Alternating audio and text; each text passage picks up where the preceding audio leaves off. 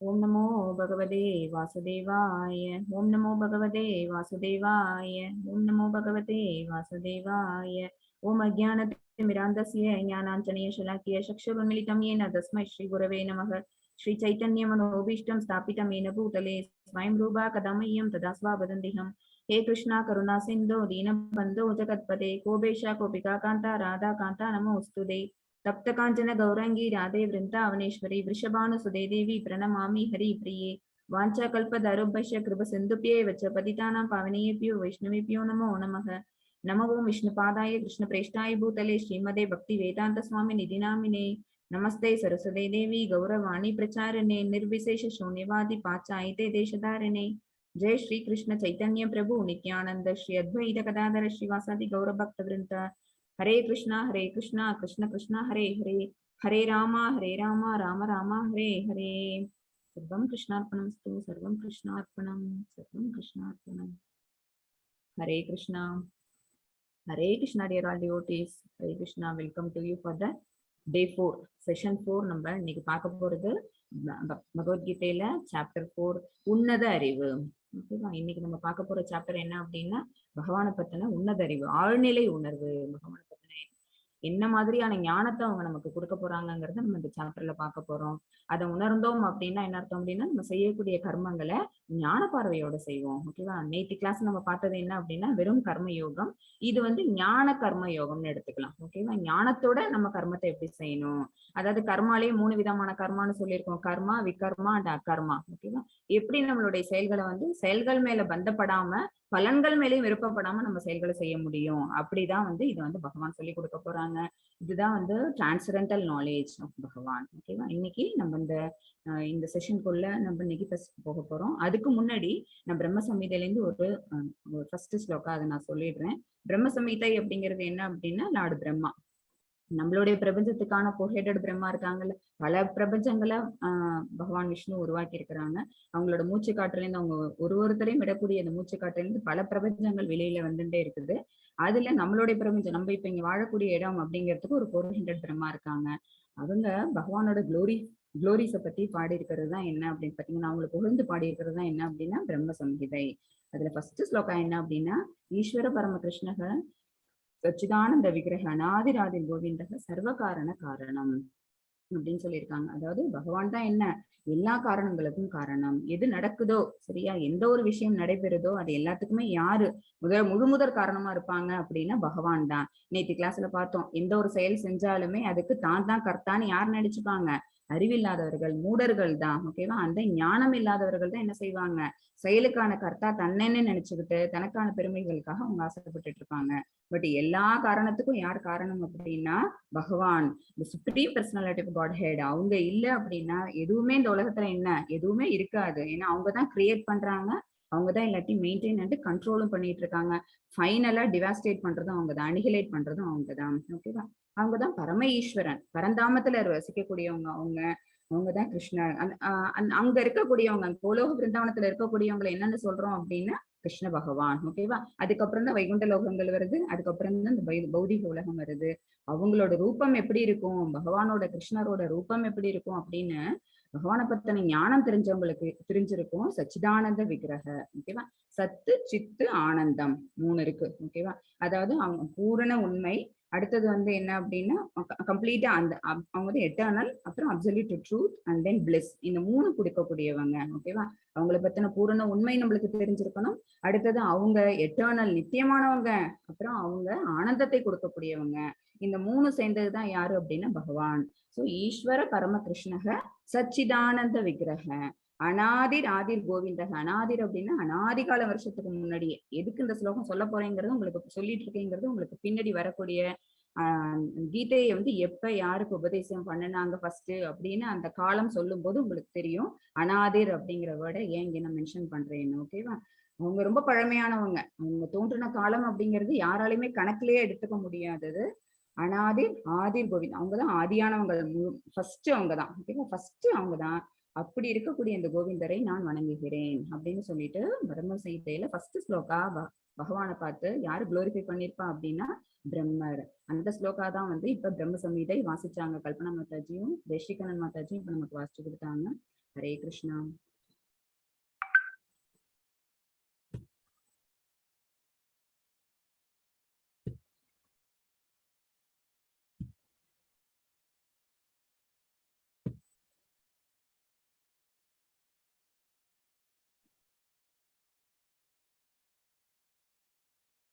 ஹரே கிருஷ்ணா பிரபு, ஸ்கிரீன் தெரியுதா?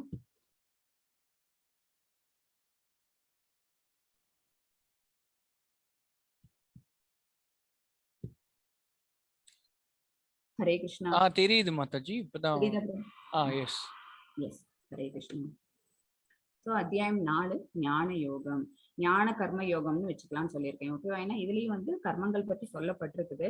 பட் ஞானத்தோட அந்த கர்மத்தை நம்ம எப்படி பண்ணணும் அப்படின்னு பகவான் இந்த இடத்துல வந்து அட்வைஸ் கொடுக்குறாங்க. நாட் ஓன்லி ஃபார் அர்ஜுனா, நம்ம எல்லாருக்குமே அட்வைஸ் நம்ம எல்லாருக்கும் தான் கொடுக்கப்படுது. அதுதான் உன்னத அறிவு, டிரான்சென்டல் நாலேஜ் ஃப்ரம் பகவான். பகவானை வந்து அப்பௌருஷேய அப்படின்னு சொல்லுவாங்க. என்ன அப்படின்னா மனித சக்திக்கு அப்பாற்பட்ட சக்தி என்னன்னு சொல்லுவோம் அப்படின்னா அப்பௌருஷேய. அவங்களோட வாயிலேந்து அந்த கீத மகாத்மியம் கேட்கும்போது கூட சொல்லியிருக்கிறோம் அந்த ஸ்லோகாஸ். அதை நீங்க ஒரு படிச்சு பாருங்க, உங்களுக்கு வாய்ப்பு கிடைச்சது அப்படின்னா. என்ன அப்படின்னா பகவானோட அமிர்தம் போன்ற சுவை உள்ள அந்த பாலை கறக்குறவங்க அப்படின்னு வரும். ஓகேவா? அந்த மாதிரி அமிர்தமான ஒரு விஷயத்த வந்து யார் சொல்றா அப்படின்னா பகவான் தன்னுடைய வாயிலேருந்தே சொல்றாங்க. அதனால உங்களுக்கு பேர் என்ன அப்படின்னா அப்பௌருஷேயன் பேரு. அது மனித சக்திக்கு அப்பாற்பட்டது, அச்சிந்திய சக்தி உள்ளது அது. அந்த மாதிரி ஒரு தெய்வீக ஞானம் தான் பகவத்கீதை நமக்கு கொடுக்கறது. அது வேதங்கள்ல ஒண்ணுன்னு சொல்லியிருக்கேன், வேதத்துக்கும் மேற்பட்டது. 4 வேதங்கள் நம்ம பார்த்திருக்கோம். 5வது வேதமா எது இருக்கு அப்படின்னா பகவத்கீதை இருக்கு. இதை ஃபர்ஸ்ட் நம்ம கண்ணோட்டம் பார்த்துருவோம். அதாவது ஒரு ஓவர்வியூ சொல்லுவோம்ல, அது ஆன்மீக விஞ்ஞானத்தின் பரம்பரை. சரியா? இந்த பகவத்கீதை எப்ப எங்க யாரால சொல்லப்பட்டது, யார்கிட்ட சொல்லப்பட்டது அப்படிங்கிற இந்த விஷயங்கள்லாம் வந்து 4.1ல இருந்து 4 ஸ்லோகாஸ் அந்த ஸ்லோகாஸ் வரைக்கும் வந்துட்டு இருக்கும். ஆன்மீக விஞ்ஞானத்தின் பரம்பரை இது எல்லாமே சீத பரம்பரை வாயிலாக தானே வழி வழியா தொடரா வந்தாதானே அது வந்து ஆத்தென்டிகேட்டட் விஷயமா வரும் அப்படின்னு நம்ம பார்த்திருக்கிறோம். சரியா? அப்பப்ப அங்கங்க யாரும் சொல்லி விட்டுட்டு போல அந்த தொடர் அறுபடாம தொடர்ந்து வரணும். அப்பதான் என்ன அப்படின்னா அந்த விஷயங்கள் வந்து முழுமை பெறும். யாரு ஸ்டார்டிங்ல சொன்னாங்களோ அதே விஷயம் இப்ப வரைக்கும் கடத்தி வரப்பட்டிருக்கு அப்படின்னா காரணம் என்ன? அந்த செயின் பிரேக் ஆகாம இருக்கிறது தான். ஓகேவா? அடுத்தது பகவானின் திவ்யமான தோற்றம். அவங்க வந்து எப்ப தோன்றுறாங்க, ஏன் தோன்றுறாங்க, சரியா? அந்த ரீசன் எல்லாம். ஓகேவா? யுகந்தோறும் தோன்றுகிறேன் சொல்லுவாங்க அவங்க. அப்புறம் எதுக்காக தோன்றேன் அப்படிங்கிற ரீசன்ஸ் கொடுப்பாங்க. அது 4.5ல இருந்து 10 வரைக்கும் இருக்கிற ஸ்லோகாஸ். கிருஷ்ணர் அனைத்து பாதைகளின் படைப்பாளி மற்றும் உச்சம். அவங்கதான் யாரு அப்படின்னா அவங்கதான் எல்லாத்தையும் படைக்கக்கூடியவங்க. அவங்கதான் ஃபர்ஸ்ட் கிரியேட்டர். அவங்கதான் அவங்கதான் ஹை எண்ட். அதுக்கப்புறம் பாக்கி இருக்கிற அத்தனை உயிர்வாழிகளுமே என்ன அப்படின்னா அவங்க கிட்ட இருந்து பிறந்தவங்க தான் அப்படிங்கிற விஷயங்கள் 4.11 to 15 வரைக்கும் சொல்லப்பட்டிருக்குது. தென் ஞானத்தலத்தில் கர்மாவை புரிந்து கொள்ளுதல். கர்மாவை வந்து இப்ப 3rd சாப்டர்ல நம்ம படிச்சோம். கர்மா எப்படி எல்லாம் புரிந்து கொள்ளலாம் செய்யலாம் அப்படின்னா புலன்களை அடக்கி கர்மாவை செய்யணும். ஓகேவா? புலன்கள் அடக்கி செய்யணும். அப்புறம் புத்தியை உபயோகப்படுத்தி செய்யணும். 2 சொல்லி கொடுத்தாங்கல்ல 3rd சாப்டர்ல. புத்தியை உபயோகப்படுத்தி ஒண்ணு செய்யணும், இன்னொன்னு புத்தியை உபயோகப்படுத்தி நம்ம என்ன செய்யணும், நம்மளோட புலன்களை கட்டுப்படுத்தணும். அப்படி புலன்களை கட்டுப்படுத்திட்டோம்னு வச்சுக்கோங்களேன், நமக்கு பலன் மேல அந்த பற்றுதல் இல்லாம போயிடும். சோ செயல்பாட்டுக்கு நடக்கும், பலன்கள் மேல பற்றுதல் இல்லாம இருந்தோம் அப்படின்னா நம்மளோட செயல்கள் வந்து டிவோஷனல் செயல்களா மாறிடும். சொல்லியிருக்கோமா? அதேதான் இங்கேயும் மறுபடியும் சொல்லப்படுது 4.16 to 24 வரைக்கும். ஞான தலத்தில் கர்மாவை புரிந்து கொள்ளுதல். நம்ம எப்படி எப்படி செயல்கள் செய்யணும், இந்த மாதிரி செயல்கள் பகவானை திருப்திப்படுத்தும், அவங்களை சந்தோஷப்படுத்துறது தான் நம்மளோட அல்டிமேட் கோல். ஏன்னா அவங்களை திருப்திப்படுத்தினா மட்டும்தான் நம்ம அவங்களோட லோகத்துக்குள்ள என்டர் ஆக முடியும். Devotional service. நம்ம என்னதான் வேதங்கள் கற்று அறிஞ்சிருந்தோம்னா கூட நமக்கு என்ன இருக்கணும் அப்படின்னா அந்த பக்தன் அப்படிங்கிற அடையாளம் நம்ம கிட்ட இருக்கணும். ஓகேவா? பக்தன் அப்படிங்கிற அடையாளம் இல்லாம நான் கல்ச்சர்டு, நான் வெரி எஜுகேட்டட் அப்படின்னு சொன்னோம் அப்படின்னா அதெல்லாம் பகவானை திருப்திப்படுத்தாது. சரி. அடுத்தது யாகத்தின் மூலமாக ஞானம் அடைதல். யாகம் பண்றதை பத்தி நம்ம 2 சாப்டரா லைட்டா பார்த்துட்டு தான் வந்திருக்கிறோம். எந்தெந்த யாகம் மூலமா நம்ம யார் யாரை சாட்டிஸ்ஃபை பண்ணலாம், அந்த மாதிரி சாட்டிஸ்ஃபை பண்றது மூலமா அவங்களோட கிரகத்துக்கெல்லாம் நம்ம போக முடியும் அப்படிங்கிறது 4.25 to 42 வரைக்கும் சொல்லப்பட்டிருக்கு. இது யாகம் செய்யும் முறைகள், முடிவுகள் மற்றும் மகிமைகள் இதெல்லாம் வந்து நம்ம ஒரு ஆச்சரிய கிட்ட இருந்து கேட்டு வாங்கிக்கணும். அது 4.34 to 42 வரைக்கும் சொல்லப்பட்டிருக்குது. ஓகேவா? இப்ப நம்ம we enter into the chapter. Bhagavad Gita உண்மை உருவில் நம்ம கையில இருக்கிறது இதுதான். சரியா? நம்மளோட ஸ்ரீல பிரபுபாதா அவங்க எழுதின இந்த இந்த பொருளுரை கொண்ட இந்த புக்கை தான் நம்ம இப்ப படிச்சுட்டு இருக்கிறோம். இதுல சொல்லப்பட்டிருக்கிறது என்ன அப்படிங்கிறத நம்ம பார்க்க போறோம். சந்தையில் கிடைக்கும் கீதையின் நூற்றுக்கணக்கான பதிப்புகளில் உங்கள் கருத்துப்படி பொருத்தமான கீதை எது? நம்மள கேட்டோம்னா என்ன சொல்லுவோம்? நிச்சயமா நமக்கு இந்த இஸ்கான்ல நமக்கு இப்ப கிடைச்சிருக்கிற இந்த பகவத்கீதை தான். ஏன் அப்படின்னா இதுதான் சீடப்பரம்பரை மூலமா வழி வழியா தொடர்ந்து வந்துகிட்டு இருக்குது. ஓகேவா? பகவான் சொன்னாங்க, பகவான் பிரம்மாட்ட சொன்னாங்க, அடுத்தது அது வியாசட்ட வந்து நாரதட்ட வந்தது, வியாசட்ட வந்தது, அப்புறம் படிப்படியா ஒரு ஆச்சாரியா கிட்டையா வந்து 22nd குரு சைத்தன்யா வந்தாங்க. அப்புறம் அப்படியே வந்து அது பக்தி சித்தாந்த சரஸ்வதி சுவாமிகள், பக்தி வினோத சரஸ்வதி சுவாமிகள், கௌரவ் கிஷோர், அப்புறம் நம்மளோட பிரபுபாதா அவங்கள்ட்ட வரைக்கும் வந்திருக்கு. நம்ம இப்ப படிச்சுட்டு இருக்கிறது யாரு அப்படின்னா பிரபுபாதா அவங்க ஒரே எழுதின புக்கை தான் நம்ம படிக்கிறோம். அவங்க சீட பரம்பரையில வந்தவங்க, 32வது சீட பரம்பரையில சேர்ந்தவங்க அவங்க. அதனால சந்தையில கிடைக்கும் கீதை நூற்றுக்கணக்கான பதிப்புகள் அப்படின்னா எவ்வளவோ பேர் கீதைக்கு வந்து பாஷ்யம் எழுதியிருக்கிறாங்க. ஆனா அந்த பொருளுரையெல்லாம் என்ன அப்படின்னு பாத்தீங்கன்னா அவங்கவுங்களோட சொந்த மனக்கற்பனையை போட்டிருப்பாங்க. இப்படி இருந்திருக்கலாம் அப்படி இருந்திருக்கலாம்னு அவங்களோட அனுமானத்தை எல்லாம் அதுல ஆட் பண்ணிருப்பாங்க. அப்ப என்ன இருக்கும் அப்படின்னா அதோட உண்மையான பொருள் அப்படிங்கிறது நிச்சயமா மாற்றம் பெற்று இருக்கும். அப்போரிஷேயேங்கிற அந்த வார்த்தைக்கு வந்து நம்ம வந்து கரெக்டா அதுக்கு என்ன பண்ணணும் அப்படின்னா அதுக்கான ஒரு பொருள் அப்படின்னு வச்சுக்கோங்களேன். பகவான் என்ன சொன்னாங்களோ அது கொஞ்சம் கூட அதோட விளக்கம் மாறாம எதுல வருது அப்படின்னு பாத்தீங்கன்னா பகவத்கீதா ஆஸ் இட் இஸ் அதுல வருது. சரி, பகவத்கீதை வரலாறு. ஹரே கிருஷ்ணா மாதாஜி 4.1. ஸ்ரீ பகவான் உவாச்ச இமம் விவஸ்வதே யோகம் प्रोक्तवान् अहम् अव्ययम् विवस्वान् मनवे प्राह मनुर्ईश्वागवे ब्रवीत्. हरे कृष्ण माताजी. ஹரே கிருஷ்ணா. புருஷோத்தமரான முழுமுதற் கடவுள் ஸ்ரீ கிருஷ்ணர் கூறினார். பகவான் சொல்றாங்க, அழிவற்ற இந்த யோக விஞ்ஞானத்தை நான் சூரிய தேவனான விவஸ்வானுக்கு உபதேசித்தேன். முதல்ல அவங்க யாருக்கு உபதேசித்தாங்களாம்? சூரிய தேவனான விவஸ்வான். இப்போதைக்கு இருக்கிற பிரசன்ட் சன் காட் யாரு அப்படின்னா அவங்களோட பேர் வந்து விவஸ்வான். விவஸ்வான் மனித குல தந்தையான மனுவுக்கும் மனு இஷ்வாகு மன்னனுக்கும் இதனை முறையே உபதேசித்தனர். இதுக்கப்புறம் யார் யார்கிட்டலாம் வருது அப்படின்னா மனித குல தந்தை விவஸ்வான் வந்து மனித குலத்தந்தையான மனுவுக்கு, அப்புறம் மனு வந்து இக்ஷ்வாகு மன்னனுக்கு இதை வரிசையா வழி வழியா அதை கொண்டு வந்திருக்கிறாங்க. பகவான் ஃபர்ஸ்ட் கொடுத்தது யாருக்கு அப்படின்னா விவஸ்வானுக்கு கொடுத்தாங்க. அதுல இருந்து மனுவுக்கு வந்தது. மனு என்ன பண்ணாங்க அப்படின்னா இக்ஷ்வாகு குலம் யாரோடது அப்படின்னா ரகுகுலம், ராமரோட குலம். ஓகேவா? அவங்களோட குலத்துல வந்து முதல் தோன்றிய யாரு அப்படின்னா இக்ஷ்வாகு. அவங்களுக்கு இது முறையாக உபதேசிக்கப்பட்டது. அடுத்து பகவத்கீதை வரலாறு செகண்ட் ஸ்லோகாலையும் கண்டினியூ ஆகுது. 4.2 மாதாஜி.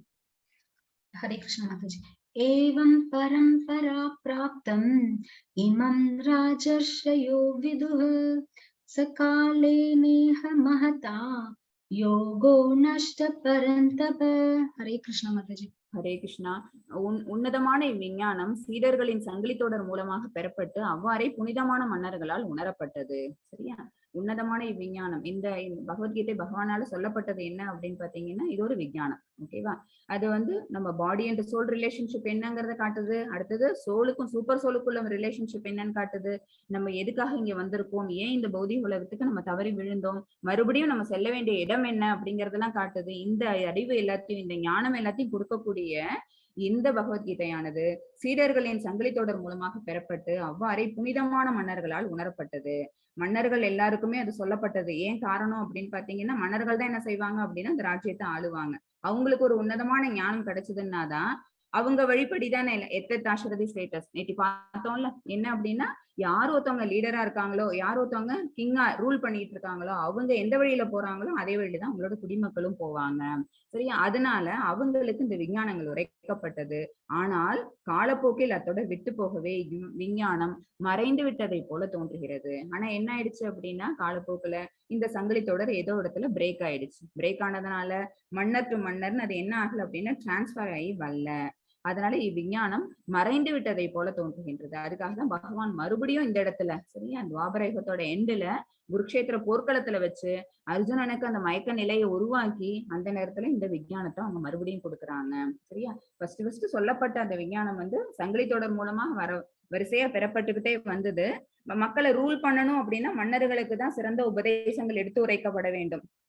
ஏன் அப்படின்னா மக்கள் எல்லாருமே என்ன சாதாரண ஜீவாத்மாக்கள், மன்னனும் அதேதான். ஓகேவா? ஆனா மன்னன் வந்து என்ன செய்யறான், அவங்க எல்லாரையும் ரூல் பண்ணக்கூடிய ஒரு பொசிஷன்ல இருக்கிறான். இந்த பௌதிக பந்தம் எல்லாமே என்ன அப்படின்னா காமம், மோகம், மதம், ஆச்சரியம் இது சம்பந்தப்பட்டது.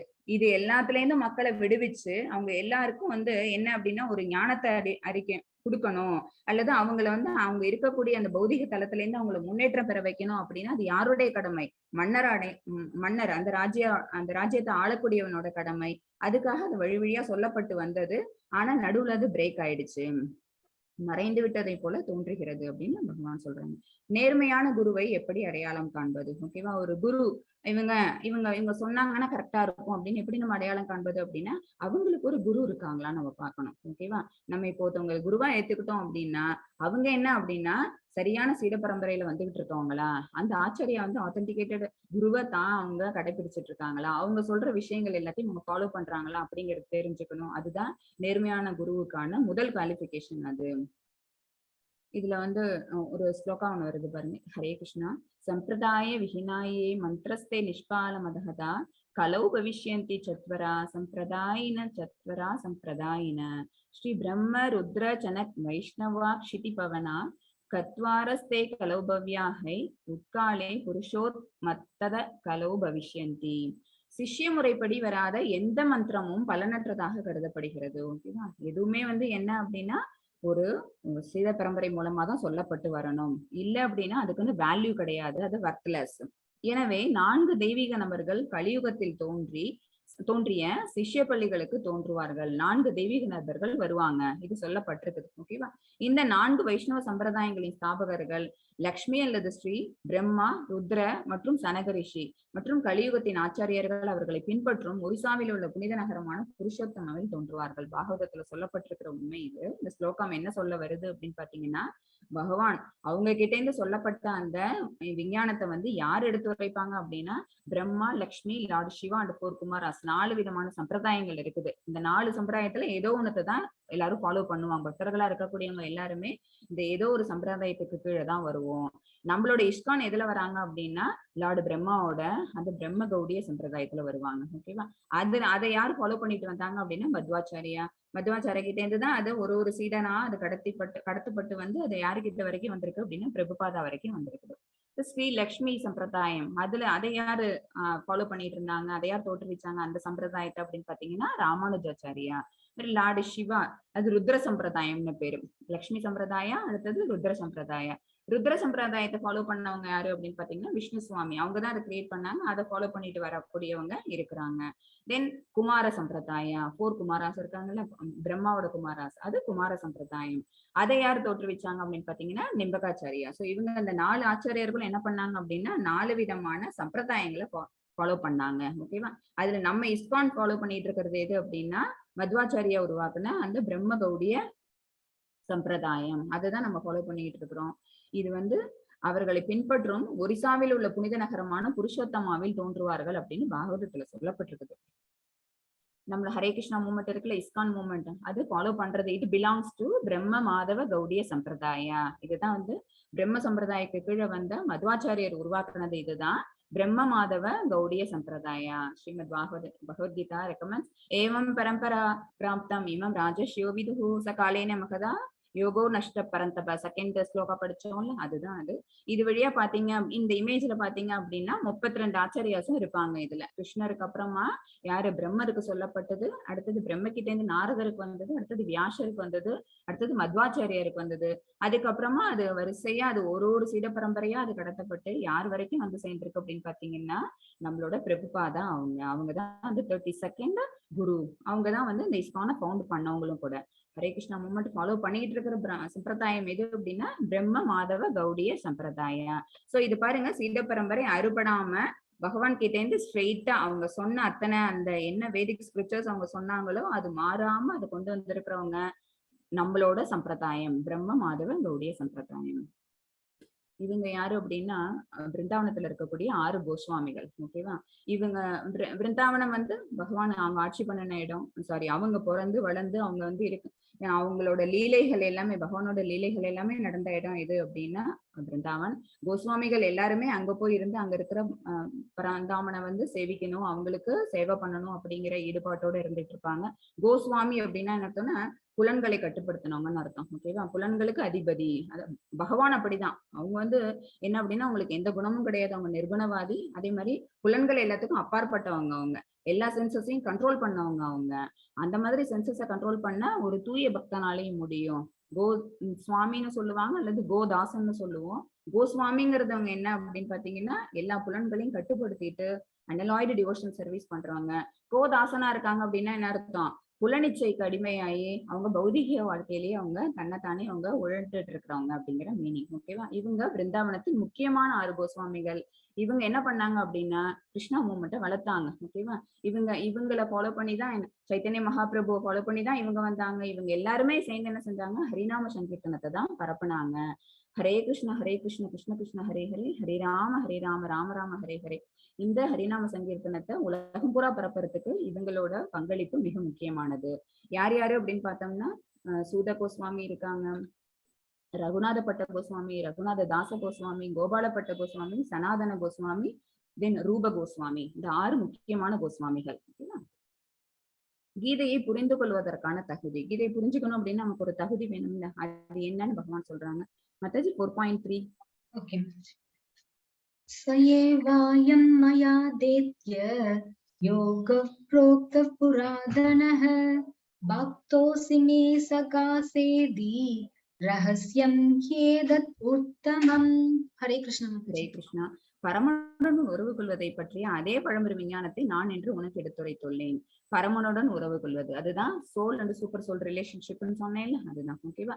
அதே பழம்பெரும் விஞ்ஞானத்தை ஏற்கனவே சொல்லியாச்சு, அதுதான் இப்ப நான் உனக்கு எடுத்துரைத்துள்ளேன். ஏனெனில் நீ எனது பக்தனும் நண்பனும் ஆதலால் இந்த விஞ்ஞானத்தின் உத்தம ரகசியத்தை உன்னால் புரிந்து கொள்ள முடியும். அப்ப கீதையை புரிந்து கொள்வதற்கான தகுதி என்னன்னு இப்ப நமக்கு தெரிஞ்சிருச்சு. என்ன, நம்ம பக்தனா இருந்தா போதும், பியோர் டிவோஷனல் சர்வீஸ் செய்யக்கூடிய அன்னலாய்டு டிவோட்டியா இருந்தா போதும், பகவான் சொல்லக்கூடிய எந்த விஞ்ஞானமா இருந்தாலும் எந்த உத்தம ரகசியமா இருந்தாலும் நம்மளால புரிஞ்சு கொள்ள முடியும். ஓகேவா? இது இப்ப இந்த இடத்துல அர்ஜுனன் என்ன அப்படின்னா பக்தன், தென் ஃப்ரெண்டு, அப்புறம் அவங்க இப்ப என்ன ஆயிட்டாங்க, சீடன். ஓகேவா? நீங்க எனக்கு அறிவுரை கொடுங்க அப்படின்னு செகண்ட் சாப்டர்ல சொல்லிட்டாங்க. சோ நிறைய உறவு அவங்க என்ன பண்ணிட்டு இருக்காங்க அப்படின்னா பகவானோட அவங்க சம்பந்தப்படுத்திட்டு இருக்கிறாங்க. நிறைய உறவை சம்பந்தப்படுத்திட்டதுனால கண்டிப்பா பகவான் என்ன நினைக்கிறாங்க அப்படின்னா அர்ஜுனனுக்கு இந்த ரகசியங்கள் எல்லாம் புரியும். இந்த உத்தம ரகசியம் புரிஞ்சுது அப்படின்னா இந்த ரிலேஷன்ஷிப் உங்களுக்கு புரிஞ்சிருச்சு, சோல் அண்ட் சூப்பர் சோல் இதோட ரிலேஷன்ஷிப் புரிஞ்சிருச்சு. நம்ம செய்ய வேண்டிய செயல் என்ன அப்படின்னா பலனை எதிர்பார்க்காம நமக்கு விதிக்கப்பட்ட கடமையை தான் செய்யணும். செஞ்சோம் அப்படின்னா நமக்கு முக்தி, லிபரேஷன், பகவானை நம்ம சென்றடைஞ்சிடலாம் அப்படிங்கிற அந்த ஞானம் கிடைச்சிடும். அதை எதிர்பார்த்துதான் பகவான் இந்த இடத்துல அர்ஜுனனுக்கு இது சொல்றாங்க. ஆனால் எப்படி நீங்கள் என் சமகாலத்தவர்? இந்த கொஸ்டின் வந்த உடனே அர்ஜுனனுக்கு ஒரு டவுட் வந்துருது. நீங்க சொல்றீங்களே நான் முன்னாடியே இதை சொல்லியிருக்கேன் விவசாயம் கிட்ட இருந்துன்னு. பட் அர்ஜுனனுக்கு என்ன டவுட் அப்படின்னா நானும் நீங்களும் இப்ப இந்த ஜென்மாலதான், சாரி இப்ப இந்த காலத்துல நம்ம 2 பேரும் சமகாலத்தவரா இருக்கலாம். 2 பேரும் ஒன்னா பிறந்து ஒன்னாவே தான் நம்ம பண்ணிட்டு இருக்கோம். நம்மளோட ஆக்டிவிட்டிஸை நம்ம செஞ்சுக்கிட்டு இருக்கோம். அப்படி இருக்கும்போது நீங்க எப்படி முன்னாடியே விவசாயத்துக்கு சொன்னீங்க? இந்த டவுட் அர்ஜுனனுக்கு வர்றதுக்கு அவசியமே கிடையாது. ஏன்னா அர்ஜுனன் ஒரு எலிவேட்டட் சோல். அவங்க பக்தன், பகவானுக்கு நெருங்கிய தோழனாவும் இருக்கிறவங்க. அவங்களுக்கு பகவானை பத்தின எல்லா உண்மைகளும் தெரிஞ்சும் கூட இந்த விஷயம் மத்தவங்களுக்கு தெரியணும், பக்தன் அல்லாதவர்களுக்கு அதை புரிய வைக்கணும், பகவான் யாரு என்ன அப்படிங்கறத அவங்களோட உண்மையை அவங்க வாயிலேருந்து சொல்ல வைக்கணுங்கிறதுக்காக அர்ஜுனன் இந்த இடத்துல இந்த கேள்வியை கேட்கிறாங்க. நீங்கள் என்னுடைய சமகாலத்தவரா இருந்துகிட்டு நீங்க எப்படி முன்னாடியே நான் சொன்னேன் விவஸ்வானுக்கு அப்படின்னு சொல்றீங்க அப்படின்னு அர்ஜுனன் கேட்கிறாங்க. மாதாஜி 4.4. எஸ் மாதாஜி. அபரம் பவதோ ஜன்ம பரம் ஜன்ம விவஸ்வதஹ கதம் ஏதத் விஜானியாம் த்வம் ஆதௌ ப்ரோக்தவான் இதி. ஹரே கிருஷ்ணா மாதாஜி. ஹரே கிருஷ்ணா. அர்ஜுனன் வினவினான், சூரிய தேவனான விவஸ்வான் பிறப்பால் தங்களை விட பெரியவர். தாங்கள் அவருக்கு இவ்விஞ்ஞானத்தை ஆரம்பத்திலேயே உபதேசித்தீர்கள் என்பதை எவ்வாறு நான் புரிந்து கொள்வது? அவங்களுக்கா புரியாது, அர்ஜுனனுக்கா புரியாது இது. பட் அர்ஜுனனும் ஒரு மயக்க நிலையில இருக்கிறதுனால அர்ஜுனன் இந்த மாதிரி ஒரு கேள்வி கேட்க தூண்டப்படுறான். ஓகேவா? ஏன்னா பீங் அன் எலிவேட்டட் டிவோட்டி அவங்களுக்கு என்ன தெரிஞ்சிருக்கும், நிச்சயமா பகவான் இப்ப மட்டும் இல்ல, நம்மளோட காலத்துல மட்டும் இல்ல, அவங்க பல காலமா அவங்க அனாதியானவங்க அப்படின்னு தெரிஞ்சிருக்கும். ஓகேவா? நான் சொன்னேன்ல, எடுத்த உடனே பிரம்ம சமிதையில ஸ்லோகா சொன்னேன்ல, அதே மாதிரி பல ஸ்லோகாஸ் பிரம்ம சமிதையில அதே மாதிரி வரும். எப்படின்னா வேதேஷு துர்லபம் அதுர்லபம் ஆத்ம பக்தவ் அப்படின்னு ஒரு வரி வரும். ஒரு வேர்ஸ்ல ஒரு லைன் வரும். வேதேஷு துர்லபம் அப்படின்னா எவ்வளவு வேத ஞானம் எல்லாம் படிச்சவங்க கூட, அதாவது நிறைய கற்றறிந்த பண்டிதர்களுக்கு கூட என்ன புரியாது, பகவானை பத்தின ஞானம் புரியாதான். ஆனா யாருக்கு அதுர்லபம் அப்படின்னு பாத்தீங்கன்னா ஆத்ம பக்தோ, யார் ஒருத்தவங்க பகவான் மேல தூய பக்தியை செலுத்துறாங்களோ அவங்களுக்கு பகவான் ரொம்ப சீக்கிரம் அடைய பெறுவாங்க. ஓகேவா? அவங்களுக்கு ரொம்ப சுலபமா அவங்க அடைய பெறுவாங்க. ஆனா யாருக்கு கஷ்டம் அப்படின்னா, நான் வந்து வேத பண்டிதன், நான் எல்லாத்தையும் கற்று தெரிஞ்சு வச்சிருக்கிறேன், எனக்கு தெரியாத விஷயங்கள் கிடையாது, எனக்கு வேதிக் ஸ்கிரிப்சர்ஸ் எல்லாம் தெரியும், நான் ரூல்ஸ் அண்ட் ரெகுலேஷன்ஸ் ஃபாலோ பண்றேன், நான் கல்ச்சர்டு, நான் எஜுகேட்டட், நான் பல பேருக்கு பல விஷயங்களை உபதேசம் பண்ணிக்கிட்டு இருக்கேன் அப்படின்னு சொல்லக்கூடியவங்களுக்கு கூட உண்மையான பக்தி அப்படிங்கிற அந்த விஷயம் இல்லைன்னு வச்சுக்கோங்களேன், அவங்களுக்கு பகவான் கண்ணுக்கு தெரிய மாட்டாங்க, அவங்களால பகவானை உணர முடியாது. ஒரு கதை உண்டு இல்ல, அவங்க அந்த பையன், அவங்க அப்பா அம்மாவோட 3 பேர் இருப்பாங்க. அவங்க அப்பா வந்து டெய்லி அவங்க வந்து பூஜாரி, கோவில்ல வந்து அவங்க பூஜை பண்றவங்க. அவங்க வந்து டெய்லி பிரசாதம் பண்ணி அவங்க அம்மா குடுப்பாங்க. அவங்க ஹஸ்பண்ட் அந்த பூஜாரி எடுத்துட்டு போய் பகவான்ட்ட வச்சு அத வந்து நைவேத்தியம் பண்ணிட்டு, திருப்பி அந்த பாத்திரத்த எடுத்துட்டு வீட்டுக்கு வந்துருவாங்க. வீட்ல குட்டி பையன் அவன். அவங்க அப்பா ஒரு நாள் வந்து ஒரு ஒரு 1 வீக் அல்லது 4 டேஸ் போல வெளியூர் போக வேண்டிய வேலை வந்துச்சு.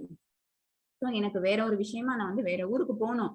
ஸோ இப்ப டெய்லி நான் வந்து சுவாமிக்கு செய்ய வேண்டிய பிரசாதத்த பண்ணி நீ குடுத்தீன்னா, அத கொண்டு போயி சுவாமி நைவேத்தியம் பண்ணிட்டு வர்றதுக்கு யார அனுப்பலாம்? ஏன்னா லேடீஸ் போமாட்டாங்க. கோவில் பக்கம் வந்து கோவில் போவோம் நம்ப. பட் என்ன பண்ண முடியாது? இந்த மாதிரி விஷயங்கள் எல்லாம் வந்து லேடீஸ் பண்ண முடியாது. ஸோ இது குட்டி பையனா இருந்தாலும் கூட இவன்ட்ட குடுத்து விடு. இவங்க என்ன செய்வாங்க? தான் பையன் என்ன செய்வாங்க அப்படின்னா, நீ தான் அப்பா பண்றத பார்த்திருக்கீல்ல, அதே மாதிரி நீயும் போய் பண்ணிட்டு, அபிஷேகம் பண்ணிட்டு, சுவாமிக்கு இத வச்சு நைவேத்தியம் குடுத்துட்டு நீ வந்துரு அப்படின்னு அவங்க அம்மாட்ட சொல்ல சொல்லியிருப்பாங்க. அவங்க அப்பா கிளம்பி ஊருக்கு போயிடுவாங்க. பையன் என்ன பண்ணுவான்? அவன் ரொம்ப சின்ன பையன். அவன் என்ன பண்ணுவான், மறுநாள் காலையில எழுந்து குளிப்பான், குளிச்சு ட்ரெஸ் எல்லாம் பண்ணிக்கிட்டு அவங்க அம்மாட்ட கேட்பான், அம்மா நான் கோவில் போறேன். அப்பா பண்றதெல்லாம் உனக்கு தெரியுமா? பண்ணுவாங்க, தெரியும், நான் பார்த்திருக்கிறேன் அப்படிம்பான். சரின்னு சொல்லிட்டு உடனே உங்க அம்மாவும் ஒரு பாத்திரத்துல போட்டு அந்த என்ன அன்னைக்கு நைவேத்தியமோ அதை போட்டு அதை கொடுப்பாங்க. அதை எடுத்துட்டு போவான். போயிட்டு அவன் டெய்லி அவங்க அப்பா என்ன பண்றதை பார்த்திருக்காங்க அப்படின்னா, முத நாள் புஷ்பம் எல்லாம் சாத்திருப்பாங்கல்ல, அந்த புஷ்பம் எல்லாம் எடுத்து போடுவாரு. அப்புறம் அந்த ட்ரெஸ் எல்லாம் எடுத்துட்டு தண்ணி, பால் அதெல்லாம் பண்ணி அபிஷேகம் பண்றது இதெல்லாம் பார்த்திருப்பான். அப்புறம் ஸ்கிரீன் போட்டுருவாங்கல்ல அவங்க அப்பா. பூஜை அந்த பண்ணும்போது என்ன பண்ணுவாங்க அப்படின்னா, நைவேத்தியம் பிரசாதம் சமர்ப்பிக்கும் போது என்ன பண்ணிடுவாங்க அப்படின்னா, ஸ்கிரீன் போட்டுருவாங்க. அதனால அதுக்கு மேல அது என்ன நடக்குதுங்கிறது வெளியில உட்காந்துருக்க பையனுக்கு தெரியவே தெரியாது. சோ என்ன பண்ணுவாங்க, இந்த பையன் எல்லாத்தையும் பண்ணிட்டு அலங்காரம் எல்லாம் பண்ணி தனக்கு தெரிஞ்ச மாதிரி தூப தீபம் எல்லாம் காட்டி விளக்கெல்லாம் ஏத்திட்டு பூவெல்லாம் வச்சுட்டு கடைசியா அந்த பிரசாத பாத்திரத்தை எடுத்து திறந்து வச்சு, ஓகே இப்ப நீ சாப்பிடு, நான் சீக்கிரம் போகணும். ஓகேவா? இது என்ன பண்ணும், ஒரு கல் விக்கிரகம் தானே. சுவாமி வந்து என்ன அப்படின்னா அந்த இடத்துல வந்து எப்படி இருப்பாங்க அப்படின்னா அர்ச்சா விக்கிரகமா இருக்கிறாங்க. அவங்க வந்து உண்மையா தன்னை வெளிக்காட்டிட்டது கிடையாது. இந்த ஜடசக்தியில வந்து எப்ப ஏதாவது பக்தர்களுக்கு சோதனை வந்தா மட்டும்தான் அவங்க என்ன செய்வாங்க, தன்னோட வியக்தித்துவத்தை வந்து வெளிக்காட்டிப்பாங்க, தோன்றுவாங்க அப்பதான். அது வரைக்கும் அவங்க வந்து கல் விக்கிரகமா இருப்பாங்களா, அவங்களுக்கான பவர்ஸ் எல்லாம் இருக்கும், பட் இன்டர்னலி. சரியா? இவன் அந்த பையன் கேட்பான், எனக்கு நேரம் ஆயிடுச்சு, எனக்கு சீக்கிரம் எனக்கு முடிச்சு விடுங்க, நான் வீட்டுக்கு போகணும் அப்படின்னு சொல்லுவான். இல்ல இந்த கல் விக்கிரகம் நகரவே நகராது. திருப்பி திருப்பி திருப்பி கேட்பான், ஐயோ நான் இந்த மாதிரி சாப்பாடை திருப்பி எடுத்துட்டு போயிட்டேன்னா எங்க அம்மா கேட்பாங்க, நீ கோவிலுக்கு தான் போனியா இல்லாட்டி சும்மா போய் விளையாண்டுட்டு நீ திருப்பி வந்துட்டியா, அதனால நீ இப்ப பிரசாதத்தை நீ சாப்பிட்டே ஆகணும். ரொம்ப அந்த பையன் கேட்கவும் என்ன பண்ணும் சுவாமி, அவங்க வந்து உட்காந்துட்டு அதை சாப்பிட்டுருவாங்க. எடுத்துட்டு அந்த பாத்திரத்தை கொண்டு போய் வீட்டுல போட்டுருவாங்க. அவங்க அம்மா கேட்பாங்க, என்னடா இது பாத்திரம் எம்டியா இருக்குது அப்படின்னு. ஆமாம்மா, நான் பகவானுக்கு நைவேத்தியம் பண்ண சொல்லி கொடுத்தீங்களா, நான் நைவேத்தியம் பண்ணேன், பகவான் சாப்பிட்டாங்க, நான் வெறும் பாத்திரத்தை எடுத்துட்டு வந்துட்டேன். இது என்னடா எப்படி நடக்கும் அப்படின்னு அவங்க அம்மாவுக்கு ஒண்ணு புரியல. நிஜமாதானா, இல்ல நீ வெளியில எங்கேயாவது கூட்டிட்டியா, இல்ல நீ போகவே இல்லையா, இல்ல நீ உட்காந்து சாப்பிட்டியா எல்லாம் கேட்பாங்க. இல்லம்மா பகவான் தான் சாப்பிட்டாங்க அப்படின்னு இவன் சொல்லிடுவான். செகண்ட் டே இதே வேலை நடக்கும். தேர்ட் டே இதே நடக்கும். ஃபோர்த் டே வருவாங்க, அவங்க அப்பாவே வந்துருவாங்க. வந்தோன்னா அவங்க அப்பாட்டையும் எங்க அம்மா சொல்லுவாங்க, இந்த மாதிரி டெய்லி வந்து பூஜா காரியம் எல்லாம் பையன் பார்த்துக்கிட்டான், பட் டெய்லி போறான், ஆனா போயிட்டு திருப்பி வரும்போது எம்டி பாத்திரத்தோட வரான். ஏன்டா எம்டியா வரேன், அதுல சாப்பாடு எங்கன்னு கேட்டா பகவான் சாப்பிட்டுட்டாங்கன்னு சொல்றான். இவருக்கு புரியவே இல்லை. இவரு என்ன, அவர் அவ்வளவு பெரிய படிச்ச பண்டிதர். சரியா? அவரு படிச்ச பண்டிதர், அவளுக்கு தெரியாத விஷயம் கிடையாது. அவர் அவ்வளோ நியம நிஷ்டையோட அவர் பகவானுக்கு வந்து பூஜைகள் பண்ணிட்டு இருக்கிறவரு. அவருக்கு தெரியாத ஸ்லோகங்கள் தெரியாது. அவ்வளோ விஷயங்கள் ஒரு கரதலையா மனப்பாடம் பண்ணி வச்சிருப்பாங்கம்மாங்கல்ல, அந்த மாதிரி. என்னடா இவன் பையன் வந்து பொய் சொல்றானா என்ன, இத்தினூண்டு பையன், இவனுக்கு பொய் சொல்லவும் வராது, பொய் சொல்ல வேண்டிய அவசியமும் கிடையாது. அவன் கூப்பிட்டு கேட்கிறான், ஏன் இந்த பிரசாதம் தானே வீட்லயும் இருக்குது, நீ கோவில கொண்டு போய் வச்சுட்டு திருப்பி எடுத்துட்டு வந்து அம்மா அதை தான் உனக்கு போட போறா, நீ ஏன் இப்படி பண்ண, ஏன் பொய் சொல்ற? இல்லையேப்பா நான் பொய் சொல்லல, நிஜமா பகவான் தான் சாப்பிட்டாங்க. சரி வா நீ கோயிலுக்கு வா, இன்னைக்கு என்ன பண்றாங்க பாப்போம் அப்படின்னு சொல்லிட்டு போனோன்னு அங்க என்னாச்சு அப்படின்னா, பகவான் கிட்ட எல்லாம் எல்லாம் நடக்குது. அவங்க அப்பா வந்து பழசெல்லாம் எடுத்துட்டு புது எல்லாம் அபிஷேகம் எல்லாம் பண்ணி அதுக்கு பூவெல்லாம் அர்ச்சனை பண்ணி அப்புறம் வேற ட்ரெஸ் போட்டு மாலையெல்லாம் போட்டு தூப தீபம் ஆரத்தி எல்லாம் காமிச்சு முடிக்கிறாங்க. ஸ்கிரீன் போடுறாங்க, அந்த பிரசாத தட்டு வைக்கிறாங்க, வச்சபடியே இருக்குது. இன்னி சொல்லு, வந்து சாப்பிட்டாங்கன்னு சொன்னீல்ல, இன்னைக்கு நீ சொல்லு. உடனே இந்த பையன், ஏன் நான் சொல்றேனே, நான் சொன்னேன்னா பகவான் தான் டெய்லி வந்து சாப்பிட்டாரே. அவன் வந்து என்ன அப்படின்னா அவனுக்கு இது எதுவுமே தெரியாது. அவங்க அப்பா வந்து என்னென்னமோ மந்திரம் எல்லாம் வாயில உச்சரிக்கிறாங்க, அது எதுவுமே எனக்கு தெரியாது. இவனுக்கு தெரிஞ்சது என்ன, ஓம் நமோ பகவதே வாசுதேவாய் கூட அவனுக்கு தெரிஞ்சிருக்காது. ரொம்ப குட்டி பையன் தானே. சோ என்ன பண்ணிருப்பான், டெய்லி போய் நீ சாப்பிடு பகவானே, நீ சாப்பிடு கிருஷ்ணா, அதிகபட்சம் அது கோவிந்தா நாராயணா இதுதான் அவன் சொல்லியிருப்பான். இத சொல்லி நீ இப்ப எடுத்துக்கோன்னு சொல்றான். பட் விக்கிரகம் அசையவே இல்லை. அவங்க அப்பா ரொம்ப திட்டுறாங்க. திட்டுனோடனே இதுக்கு அந்த குழந்தைக்கு ரொம்ப தாங்கல. என்னடா டெய்லி என்ன வந்து இந்த மாதிரி சாப்பிட்டுட்டு இருந்தேன், இன்னைக்கு என்ன நல்லா அவங்க அப்பாட்ட மாட்டி விடுறேன்னு சொல்லிட்டு அது கல்லுல அடிச்சுட்டு மோதிட்டு அழ போகுது.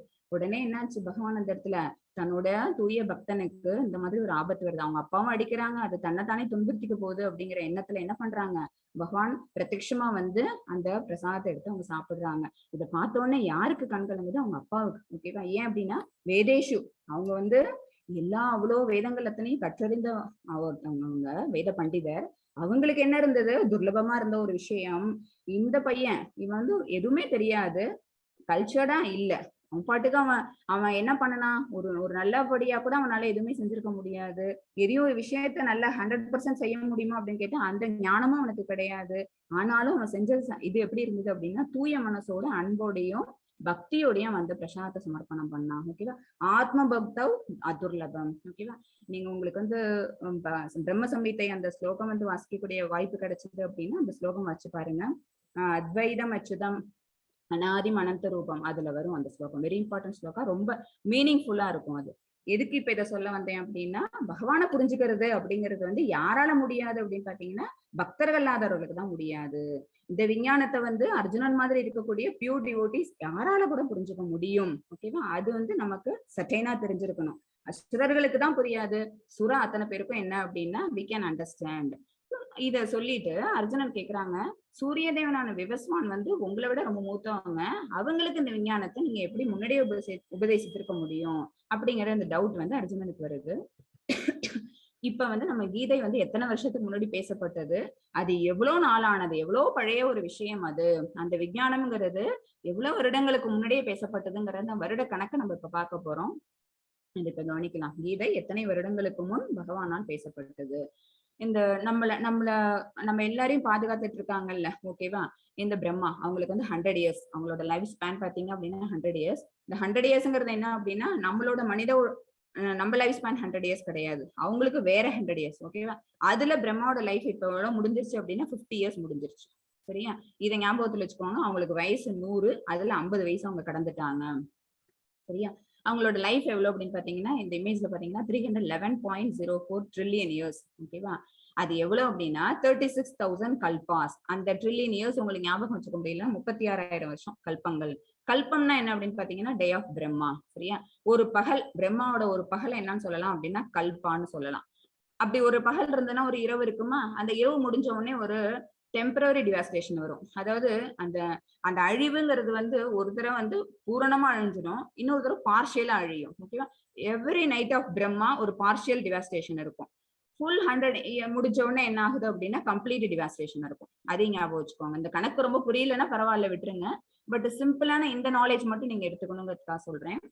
சோ அந்த கல்பம் அப்படிங்கிறது 1 டே ஆஃப் பிரம்மா. ஒரு கல்பம் அப்படிங்கிறது எத்தனை வருஷம் அப்படின்னு பாத்தீங்கன்னா 14 மன்வந்திராஸ், 14 மன்வந்திரங்கள். ஓகேவா?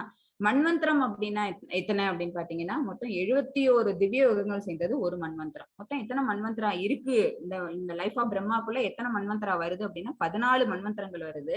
அதுல 6 மன்வந்திரங்கள் முடிஞ்சிருச்சு, 7வது மன்வந்திரத்துல இப்ப நம்ம இருக்கோம். அதையும் ஞாபகம் வச்சுக்கோங்க. 7th மன்வந்திரா, வைவஸ்வத மன்வந்திரம், நம்மளோட மன்வந்திரம் பேரு அது. இந்த மன்வந்திரத்துல எத்தனை வருஷங்கள் இருக்குன்னு பாத்தீங்கன்னா 71 திவ்ய யுகங்கள் இருக்கு. அப்ப திவ்ய யுகங்கள்னா என்னன்னு தெரியணும்ல. சரியா? ஒரு திவ்ய யுகத்தை எடுங்க, அதுல எத்தனை அப்படின்னா 4 யுகாஸ் வருது. ஓகேவா? சோ இப்ப தலைகீழ வந்து பார்ப்போம். அத 4 யுகங்கள் நமக்கு தெரிஞ்சது, பேசிக் நமக்கு தெரிஞ்சது என்ன அப்படின்னா 4 யுகங்கள் இருக்குது. சத்தியுகம், திரேதா யுகம், துவாபர யுகம் அண்ட் கலியுகம். ஓகேவா? கலியுகத்தோட ஆண்டு அந்த எவ்வளவு அப்படின்னு பாத்தீங்கன்னா அதோட ஸ்பேன் எவ்வளவு அப்படின்னு பாத்தீங்கன்னா 4,32,000 வருஷங்கள். ஓகேவா? இந்த கலியுகம் முடியணும் அப்படின்னா 4,32,000 வருஷம். இதுல நம்ம எவ்வளவு தூரம் நம்ம கடந்து வந்திருக்கோம் அப்படின்னா 5,000 வருஷங்கள் மட்டும்தான் கடந்து வந்திருக்கிறோம். சரி? அதுக்குள்ளேயே நம்ம என்ன சொல்லிட்டு இருக்கோம், களி முத்திடுச்சு. ஏதாவது தப்பான விஷயம் நடக்கிறத பார்த்தோம்னு வச்சுக்கோங்களேன், ஒரு அநீதி, ஏதாவது ஒரு அக்கிரமம் நடக்கிறத பார்த்தோன்னே நம்ம என்ன சொல்லுவோம், ஐயோ களி முத்திடுச்சு அப்படின்னு சொல்லுவோம்ல. பட் களி முத்தவே இல்லை, 5,000 வருஷம் தான் போயிருக்குது. இன்னும் மிச்ச சொச்ச காலம் அவ்வளவும் இருக்குது. 4,32,000 வருஷம் கலியுகங்கிறது. கலியுகத்தை விட அப்படியே டபுள் த மடங்கு எது அப்படின்னா துவாபர யுகம். அதுக்கு முன்னாடி வந்த யுகம் துவாபர யுகம். அது எவ்வளவு அப்படின்னா இதை விட டபுள் மடங்கு. துவாபர யுகத்தை விட அதுக்கு முன்னாடி வந்த திரேதா யுகம், அதோட கணக்கு பாத்தீங்க அப்படின்னா கலியுகத்துல இருந்து 3 மடங்கு வைங்க. சரியா? அடுத்தது சத்தியயுகம், அது கலியுகத்தோட 4 மடங்கு வைங்க. சோ அது 4, இது 3, இது 2, இது 1, மொத்தம் 10. 4 யுகங்கள் சேர்ந்தது அப்படின்னு பாத்தீங்கன்னா மொத்தம் 10 கலியுகங்கள் அப்படின்னு ஞாபகம் வச்சுக்கோங்க. ஓகேவா?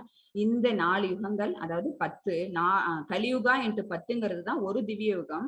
இந்த ஒரு திவ்ய யுகம் வந்து 1000 மடங்கு தரவை சுழற்சி பண்ணுச்சுன்னு வச்சுக்கோங்களேன். அப்பதான் ஒரு திவ்ய யுகம் முடியுது, ஒரு மன்வந்திரம்னு அர்த்தம். சரியா? இந்த மாதிரி 71 திவ்யயுகங்கள் இத்தனை தடவை முடிஞ்சதுன்னா 1 டே ஆஃப் பிரம்மாங்கிறது முடியும். அப்ப அந்த ஒரு கல்பம்ங்கிறது முடியும். அதுக்கப்புறம் ஒரு நைட் வருது. அந்த நைட் வரும்போது டெம்பரரி அனிஹிலேஷன். அப்புறம் எகைன் பிரம்மாவோட அடுத்த நாள் ஆரம்பிக்கும், அடுத்த இரவு வரும், அடுத்த நாள் ஆரம்பிக்கும், அடுத்த இரவு வரும். இந்த மாதிரி எத்தனை, அவருக்கு வந்து மொத்தம் 360 நாட்கள் வேற. சரியா? அவரோட கணக்குல. சோ அத்தனை இன்டூ எத்தனை வருஷம் அப்படின்னு பாத்தீங்கன்னா 100 இயர்ஸ். அதுதான் லைஃப் ஆஃப் பிரம்மா. அதுல பிரம்மா இது வரைக்கும் கடந்திருக்கக்கூடிய வாழ்நாள்ங்கிறது எவ்வளவு அப்படின்னா 50 இயர்ஸ். சரியா? பிரம்மாவின் வாழ்க்கை, பிரம்மா 50 வருடங்களை கடந்து விட்டார். ரொம்ப இந்த டீப்பா இந்த கால்குலேஷனுக்குள்ள எல்லாம் நீங்க போகணும்னு அவசியம் கிடையாது. பிரம்மாவோட வாழ்க்கையை மட்டும் பார்த்துப்போம். 155.52 ட்ரில்லியன் ஆண்டுகள், இவ்வளவு வருஷம் அவங்கள்ட்ட போயிடுச்சு. ஓகேவா? 6 மன்வந்திரங்கள் முடிந்து விட்டன. அடுத்தது 4 யுகங்களின் 27 சுழற்சிகள் முடிந்து விட்டன. சரியா? அதுல 27 சத்தியுகம், திரேதா மற்றும் துவாபர யுகங்கள் இவ்வளவு முடிஞ்சிருச்சு. கலியுகத்துல வந்து எவ்வளவு வருஷம் மட்டும் இப்போதைக்கு கழிஞ்சிருக்குன்னு பாத்தீங்கன்னா 5117 ஆண்டுகள். பிரம்மாவின் வாழ்நாள் மொத்தம் எப்படி இன்னும் பாக்கி எவ்வளவு இருக்குன்னா 155.522 ட்ரில்லியன் இயர்ஸ் பாக்கி இருக்குது. ஓகேவா? பாதிக்கு பாதி முடிச்சிருக்கிறாங்க பிரம்மா. அதுல மனுவின் வாழ்க்கை, மனுவின் வாழ்நாள் என்ன அப்படின்னு பாத்தீங்கன்னா 116.6 நாள். அதாவது 4 யுகங்களில் 27 சுழற்சிகள் முடிந்து விட்டது. அதை வச்சுட்டுதான் நம்ம மனுவோட வாழ்க்கையை பார்க்கணும். இப்ப நம்ம இருக்கிறது 7வது மனுல இருக்கோம்னு சொல்லியிருக்கிறோம். மனு பிறப்பதற்கு முன் கீதை பகவானால் தன் சீடரான சூரிய கடவுளான விவஸ்வானிடம் பேசப்பட்டது. சரியா? அப்ப மனு பிறக்கிறதுக்கு முன்னாடி எப்ப அப்படின்னு பாத்தீங்கன்னா திரேதாயுகத்துல. ஏன் அப்படின்னா மனுவுக்கு அப்புறம் தான் அவங்க யாருக்கு சொன்னாங்க அப்படின்னா இக்ஷ்வாகு மன்னனுக்கு சொன்னாங்க. இக்ஷ்வாகு மன்னன் எப்ப வராங்க அப்படின்னு பாத்தீங்கன்னா திரேதாயுகத்துல வராங்க. சரியா? அப்ப திரேதாயுகத்தின் ஆரம்பத்துலதான் அது சொல்லப்பட்டது.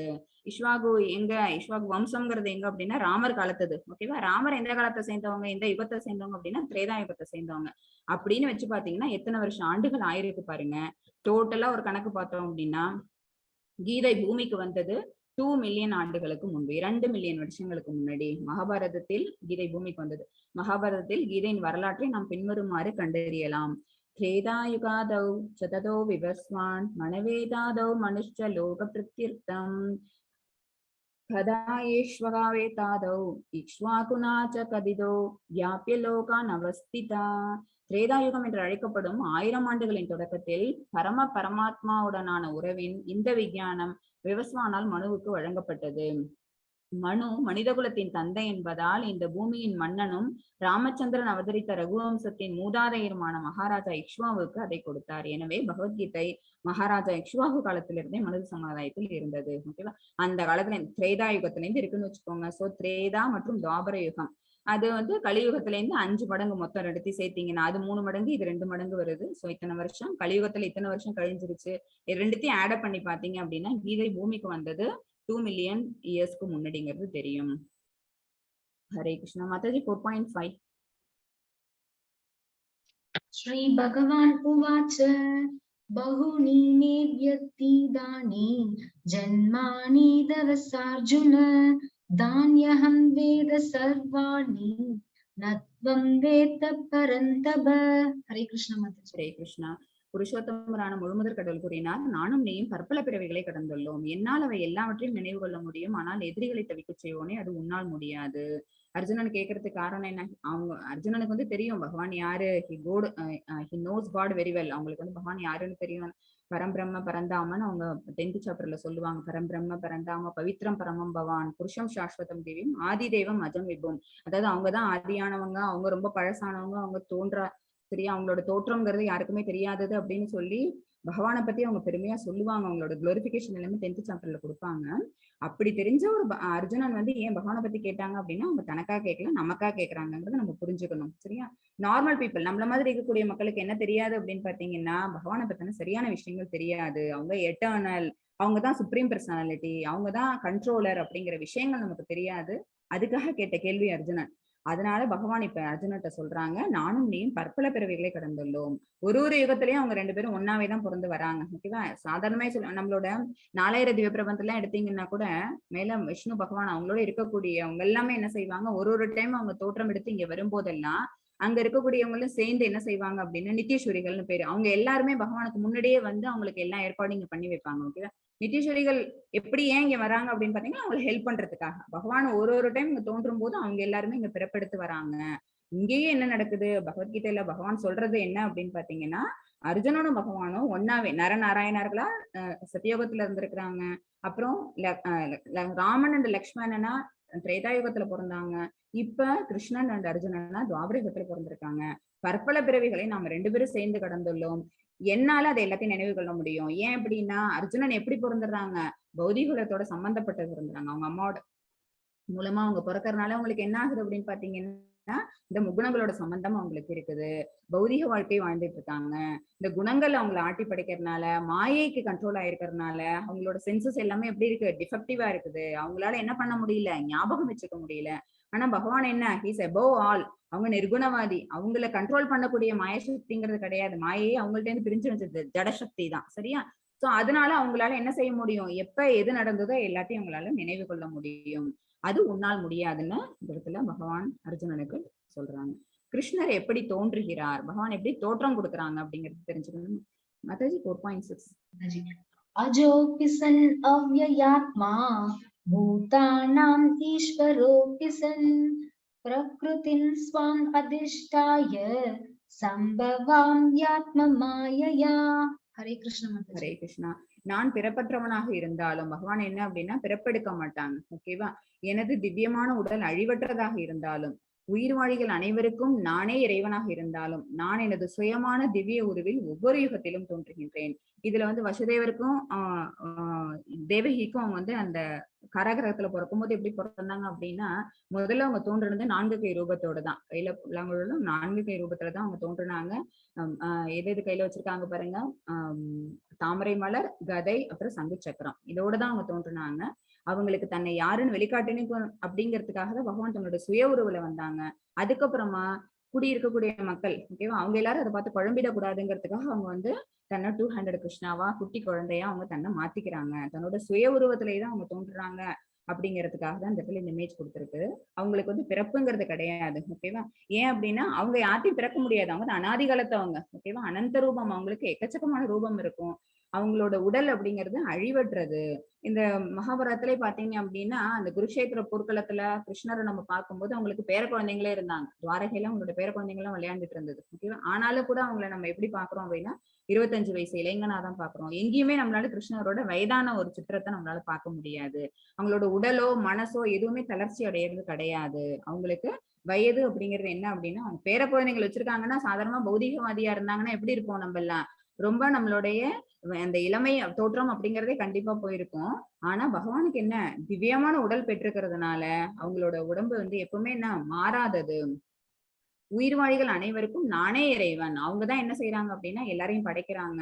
இந்த மாதிரி அதாவது அவங்களுடைய தோற்றங்கள் எப்படி இருக்கு அப்படின்னு பாத்தீங்கன்னா, பிறப்பில்லாத தோற்றம். அவங்க தானாவே தன்னுடைய சுய உருவுல தோன்றுறாங்க. எப்ப எதுக்காக தோன்றுறாங்க, அடுத்த ரீசன் அவங்க தோன்றுறாங்க. அவங்க இந்த பௌதிக உலகத்துக்கு அவங்க வந்து தன்னை வெளிப்படுத்திக்கிறாங்க அப்படின்னா என்ன காரணத்துக்காக அவங்க வெளிப்படுத்திக்கிறாங்கன்னு இருக்குல்ல, அது நெக்ஸ்ட் வரக்கூடிய ஸ்லோகா 4.7. மாதாஜி. எஸ் மாதாஜி. யதா யதா ஹி தர்மஸ்ய க்ளானிர்பவதி பாரத அப்யுத்தானம் அதர்மஸ்ய ததாத்மானம் ஸ்ருஜாம்யஹம். ஹரே கிருஷ்ணா. எப்போதெல்லாம் எங்கெல்லாம் தர்மம் சீர்குலைந்து அதர்மம் ஆதிக்கம் செலுத்துகின்றதோ வரதகுல தோன்றலை அப்போதெல்லாம் நான் தோன்றுகிறேன். பகவான் எப்ப தோன்றுறாங்கன்னு இப்ப ரீசன் கொடுக்குறாங்க. 3 ரீசன் இருக்கு. தர்மம் எப்பெல்லாம் சீர்குலையுதோ, ஓகேவா, அப்ப அதை நிலைநிறுத்துறதுக்காக வராங்க. அதர்மம் எப்ப ஆதிக்கம் செலுத்துதோ அப்ப அதை அழிக்கிறதுக்காக வராங்க. அப்ப எங்கெல்லாம் வந்து பக்தர்கள் வந்து துன்பப்படுறாங்களோ அவங்கள காப்பாத்துறதுக்காக வராங்க. To secure their devotees. ஓகேவா? அது first. To save their devotees. பகவான் அந்த இடத்துல தோற்றம் பண்றாங்க. பரதகுல தோன்றலே அப்போதெல்லாம் நான் தோன்றுகிறேன். இந்த பிக்சர்ல வந்து தேவகிக்கும் வசுதேவருக்கும் கல்யாணம் பண்ணி கம்சன் கூட்டிட்டு வரும்போதே வானத்துல இருந்து அசுரடி வந்துருச்சு. இவங்களுக்கு பிறக்கக்கூடிய 8வது குழந்தை தான் ஒன்ன கொலை பண்ண போகுது. ஏன்னா அசுரன் கம்சன் என்ன அப்படின்னா அவ்வளவு அசுரத்தன்மை மிகுந்தவன், அவ்வளவு கொடுங்கோல் ஆட்சி பண்றவனா இருக்கிறான். சரியா? பூமி பாரம் தாங்க முடியாம பூமாதேவி போய் பகவான்கிட்ட கேட்கறாங்கிறதுனாலதான் வந்து பகவான் இந்த இடத்துல என்னவா வராங்க, இந்த இடத்துல வந்து தன் கிருஷ்ண ரூபத்தை வெளிப்படுத்துறாங்க. இங்க அவங்களோட தோற்றம் எதனால அப்படின்னா இந்த மாதிரி பூமி மாரத்தை குறைக்கிறதுக்காக, அசுரர்கள் எல்லாரையும் வதைக்கிறதுக்காக தான், அதர்மத்தை எல்லாத்தையும் ஆதிக்கம் பண்ணிட்டு இருக்கிறது அதர்மம் தான். அதை எல்லாத்தையும் அழிச்சிட்டு தர்மத்தை நிலைநாட்டுறதுக்காக பகவான் இங்க வராங்க. பகவான் கிருஷ்ணரின் 10 அவதாரத்தின் பெயரை கூறுங்கள். இது உங்களுக்கு எல்லாம் தெரிஞ்சிருக்கும்னு நினைக்கிறேன். சொல்ல முடியுமா டிவோட்டிஸ் யாரும்?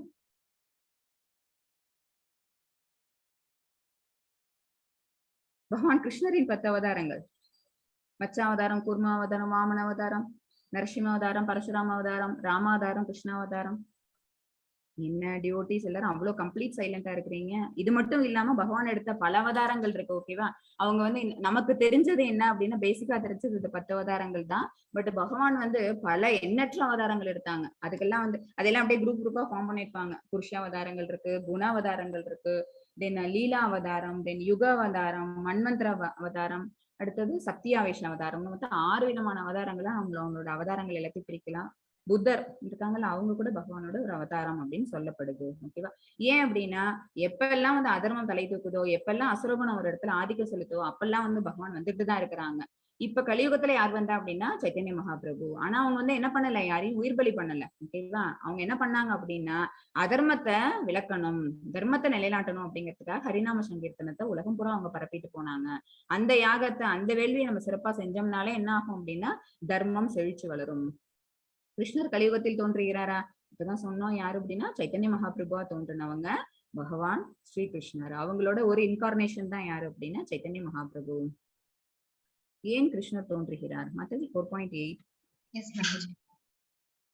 பரித்ராணாய சாதுனாம் விநாசாய ச துஷ்கிருதாம் தர்ம சம்ஸ்தாபனார்த்தாய சம்பவாமி யுகே யுகே. ஹரே கிருஷ்ணா மாதாஜி. ஹரே கிருஷ்ணா. பக்தர்களை காத்து துஷ்டர்களை அழித்து தர்மத்தின் கொள்கைகளை மீண்டும் நிலைநிறுத்துவதற்காக நானே யுகந்தோறும் தோன்றுகிறேன். ஒரு யுகத்திலையும் பகவான் வந்து அவங்களோட தோற்றத்தை காமிச்சுக்கிட்டு இருக்காங்க. என்னென்ன ரீசன்ஸ் கொடுத்திருக்காங்க பாருங்க. பக்தர்களை காத்து, அடுத்தது துஷ்டர்களை அழித்து. அசுரர்கள் யாரா இருந்தாலும் பக்தர்களுக்கு பாதுகாப்பு கொடுக்கணுங்கிறதுக்காக துஷ்டர்கள் எல்லாரையுமே வந்து பகவான் என்ன செய்யறாங்க அப்படின்னா அழிக்கிறாங்க. தர்மத்தின் கொள்கைகளை மீண்டும் நிலைநிறுத்துவதற்காக நானே யுகந்தோறும் தோன்றுகிறேன். பகவான் வந்து ஒரு யுகத்திலையும் அவங்க தோன்றிட்டு இருக்காங்க. பட் கலியுகத்துல என்ன ஆச்சு அப்படின்னு பாத்தீங்கன்னா அவங்க தோன்றாம என்ன செய்யறாங்க அப்படின்னா ரெப்ரசன்டேட்டிவா அனுப்புறாங்க. ஓகேவா? ஏன் அப்படின்னா மிருகவதை ஜாஸ்தி ஆயிடுச்சு, அசுர எண்ணம் கொண்ட மக்கள் அதிகமாயிட்டாங்க. சோ இவங்க எல்லாரையும் காப்பாத்தணும், இவங்க மாதிரி இருக்கிற மக்களை வந்து திருத்தணும், மாத்தணும் அப்படிங்கிறதுக்காக இங்க இந்தியால மட்டும் இல்ல, நம்ம நினைக்கிறோம் என்ன அப்படின்னா இங்க மட்டும்தான், பாரத பூமியில மட்டும்தான் இதெல்லாம் நடக்குதா அப்படிங்கிறது கிடையாது. எனிவேர் அவங்க எங்க வேணாலும் அவங்களால என்ன செய்ய முடியும், தன்னோட தோற்றத்தை வெளிக்காமிச்சுக்க முடியும். சில நேரத்துல அவங்க தானே வராங்க, மத்த நேரத்துல அவங்க என்ன செய்யறாங்க, அவங்களோட ரெப்ரசன்டேட்டிவா அனுப்புறாங்க. ஓகேவா? அவங்க தன்னோட பிரதிநிதியா யாரையாவது அனுப்புவாங்க.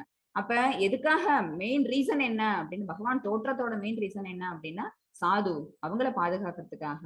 வேத விதிகளை மீறினாலே என்ன அப்படின்னா அதர்மம் சொல்லியிருக்கோம்ல. அதாவது தர்மா அப்படிங்கறத என்னன்னு சொல்லியிருக்கிறோம், நம்ம செய்யணும், எதை மட்டும் செஞ்சா போதும், நமக்குன்னு விதிக்கப்பட்ட கடமை மட்டும் சொன்ன ரெகுலேஷன்ல செஞ்சா போதும். What you are supposed to டூன்னு சொல்லியிருக்கிறேன். ஓகேவா? சோ நம்ம செய்ய வேண்டிய செயல்களை எப்படி செய்யணுமோ அந்த மாதிரி செய்யறதுதான் தர்மம். அது இல்லாம வேற எது செஞ்சாலும் ரெகுலேஷன்ஸை மீறினாலே இது என்ன ஆயிடும் அப்படின்னா அதர்மம். சோ அதர்மம் தலை தூக்கி இருக்கும்போது பகவான் தானே வருவாங்க. அப்படி இல்லைன்னா தன்னோட பிரதிநிதியா யார் மூலமாவதோ வந்து என்ன செய்வாங்க, அந்த துஷ்டர்களை அழிக்கிறதோ அல்லது துஷ்டர்களை திருத்துறதோ அது பகவானுடைய கடமை. அதை அவங்க செஞ்சுட்டுதான் இருக்கிறாங்க. இங்க மட்டும் இல்ல, அதையும் ஞாபகம் வச்சுக்கோங்க. கிருஷ்ணர் அறிவதால் என்ன பலன்? பகவானை தெரிஞ்சுக்கிறதுனால நமக்கு என்ன பலன் கிடைக்குது அப்படின்னு பாத்தீங்கன்னா, இப்ப ஒரு அருவவாதி, ஒரு யோகி, அவங்க எல்லாம் என்ன செய்வாங்க, அருவவாதின்னா என்ன அர்த்தம்னா தோன்றாத பிரம்மத்தை தான் வழிபடுவாங்கன்னு நான் சொல்லியிருக்கிறேன். அவங்க எல்லாம் என்ன செய்வாங்க, பிரகாசமான ஒளி, அந்த பிரம்ம ஜோதி இருக்குல்ல, அதுதான் பகவான் அப்படின்னு நினைச்சிட்டு அவங்க என்ன செய்வாங்க, பகவான அது அடைஞ்சா போதும், அதுல அடைஞ்சா என்னவாங்க, அதோட போய் கலந்துடணும்னு நினைப்பாங்க. ஓகேவா? போய் அருவ ஜோதி அந்த அருவ பிரம்மத்துல கலந்தாங்கன்னு வச்சுக்கோங்களேன், அதோட அவங்களோட இது வந்து முற்று பெற போறது இல்ல.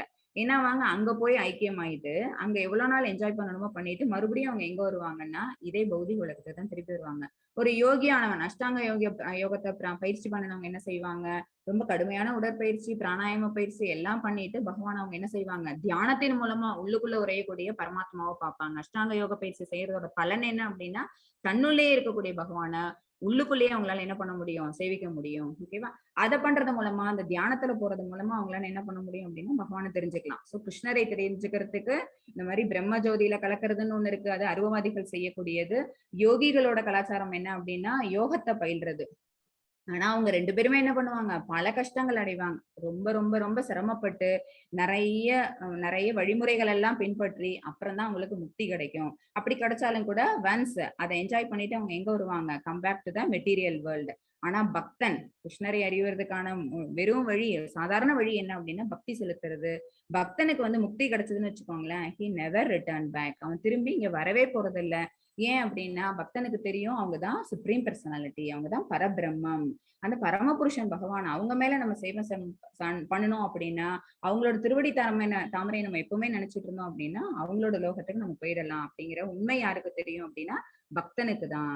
சோ நம்ம பகவானை எப்படி அறியணும் அப்படின்னு பாத்தீங்கன்னா பக்தி செலுத்துறது மூலமா, யோக பயிற்சி மூலமாவோ, இந்த மாதிரி வந்து அருவ பிரம்மத்தை வழிபடுறது மூலமாவோ நம்ம செய்யறதுக்கு பதிலா பகவானை நேரடியா பக்தி செலுத்தி டிவோஷனல் சர்வீசஸ், எத்தனை டிவோஷனல் சர்வீசஸ் சொல்லியிருக்கோம்ல, ஸ்ரவணம், கீர்த்தனம், விஷ்ணு ஸ்மரணம், பாத சேவனம், அர்ச்சனம், வந்தனம், சாக்கியம், தாசியம், ஆத்ம நிவேதனம். 9 டைப்ஸ் ஆஃப் டிவோஷனல் சர்வீஸ் இருக்குது. இதுல ஏதாவது ஒரு படிநிலைகள் நம்ம இருந்து நம்ம என்ன செய்ய முடியும், பக்தியை தொடர்ந்து செய்யறது மூலமா பகவானை தெரிஞ்சுக்க முடியும். அது தெரிஞ்சுக்கிறதுக்கான என்ன பலன் அப்படின்னு பாத்தீங்கன்னா முக்தி தான் பலன். அவங்களோட திருநாட்டை அடைஞ்சிடலாம். மத்தஜி 4.9.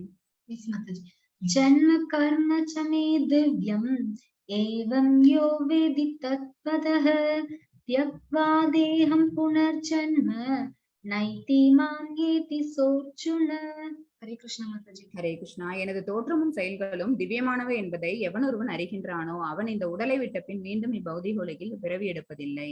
அர்ஜுனா, அவன் எனது நித்திய உலகை அடைகிறான். அவங்களோட பகவானோட தோற்றம் சரியா, அவங்களோட தோற்றம் எப்படி அப்படின்னு திவ்யமான தோற்றம். அவங்களுக்கு வந்து அச்சுதம், அத்வைதம், அச்சுதம் சொல்லியிருக்காங்க பிரம்ம சம்ஹிதையில. ஓகேவா, அவங்களுக்கும் அவங்களோட ரூபத்துக்கும் எந்த வித்தியாசம் கிடையாது. பகவானோட நாமத்தை சொன்னோம்னாலே பகவானை சேவிச்ச புண்ணியம். ஓகேவா.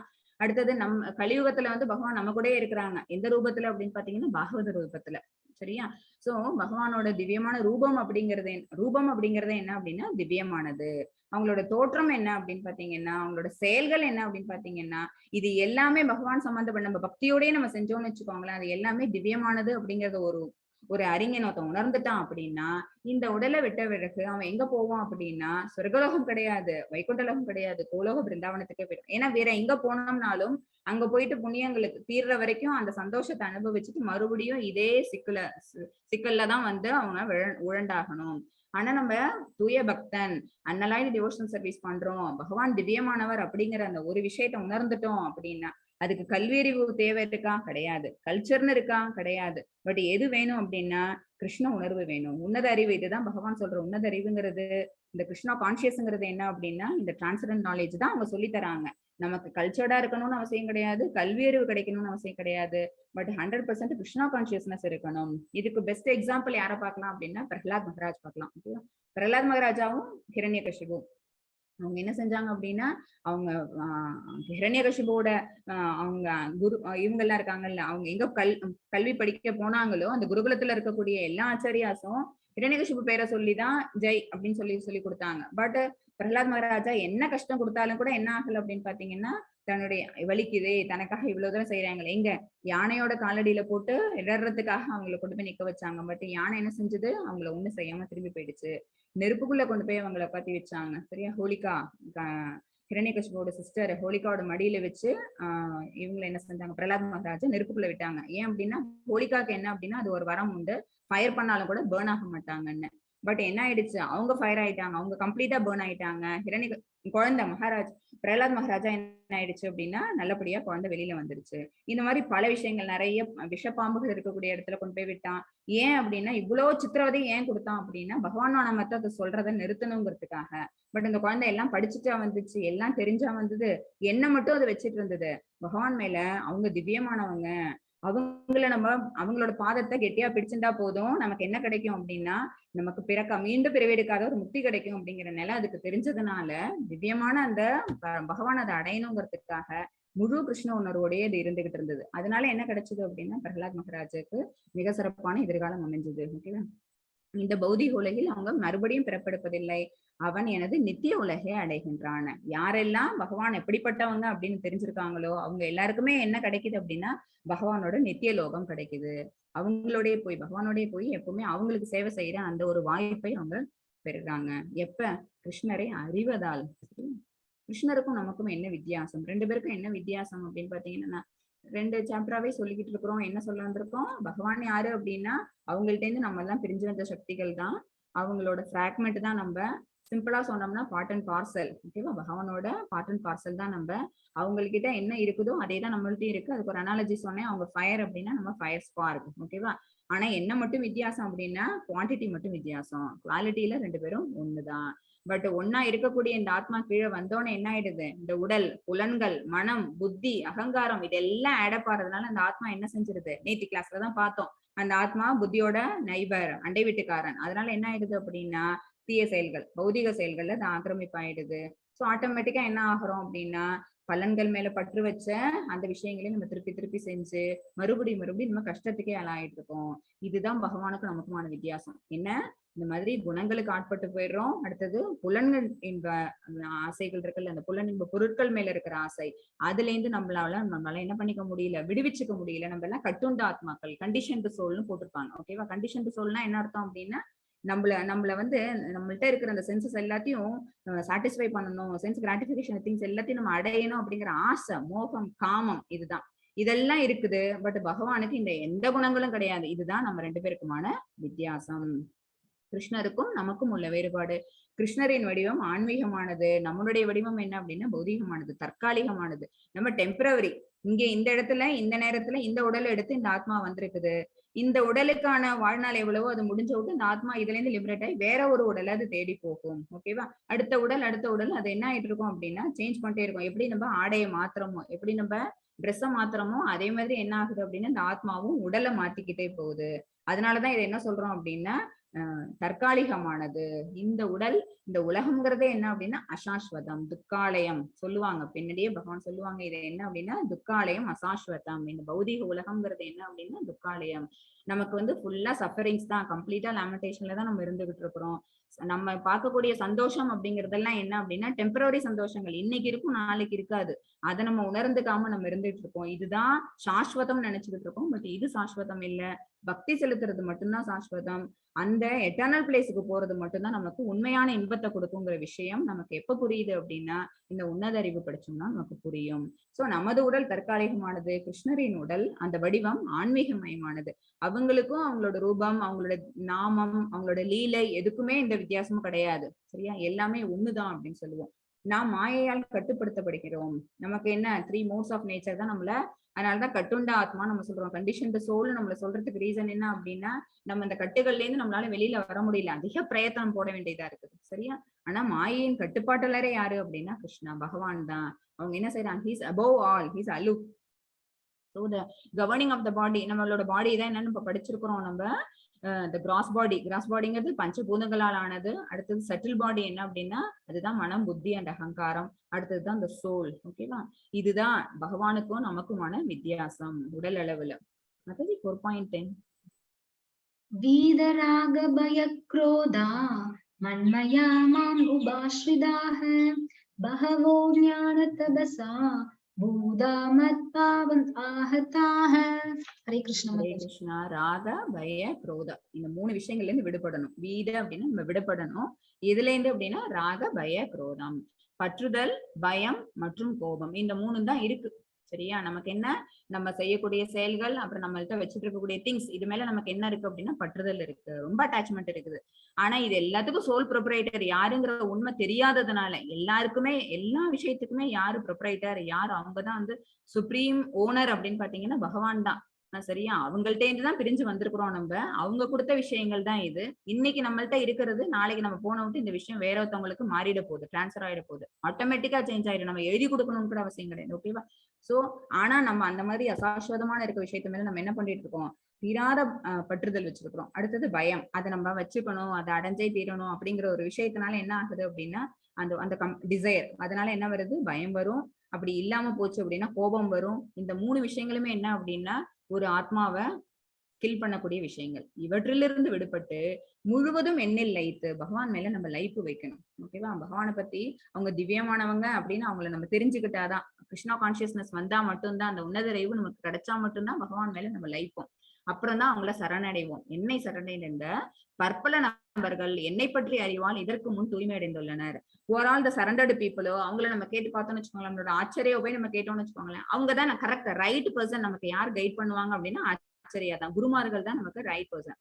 ஏன் அப்படின்னா அவங்க தான் ஆல்ரெடி வந்து சரணடைந்த ஆத்மாக்கள். அவங்க எதெல்லாம் விட்டுருப்பாங்க, இந்த 3 கெட்ட விஷயங்களையும் விட்டுருப்பாங்க. பற்றுதல், பயம், கோபம், இந்த 3த்தையும் விட்டுட்டு அவங்க என்ன பண்ணிருப்பாங்க, பகவான் கிட்ட சரணடைஞ்சிருப்பாங்க.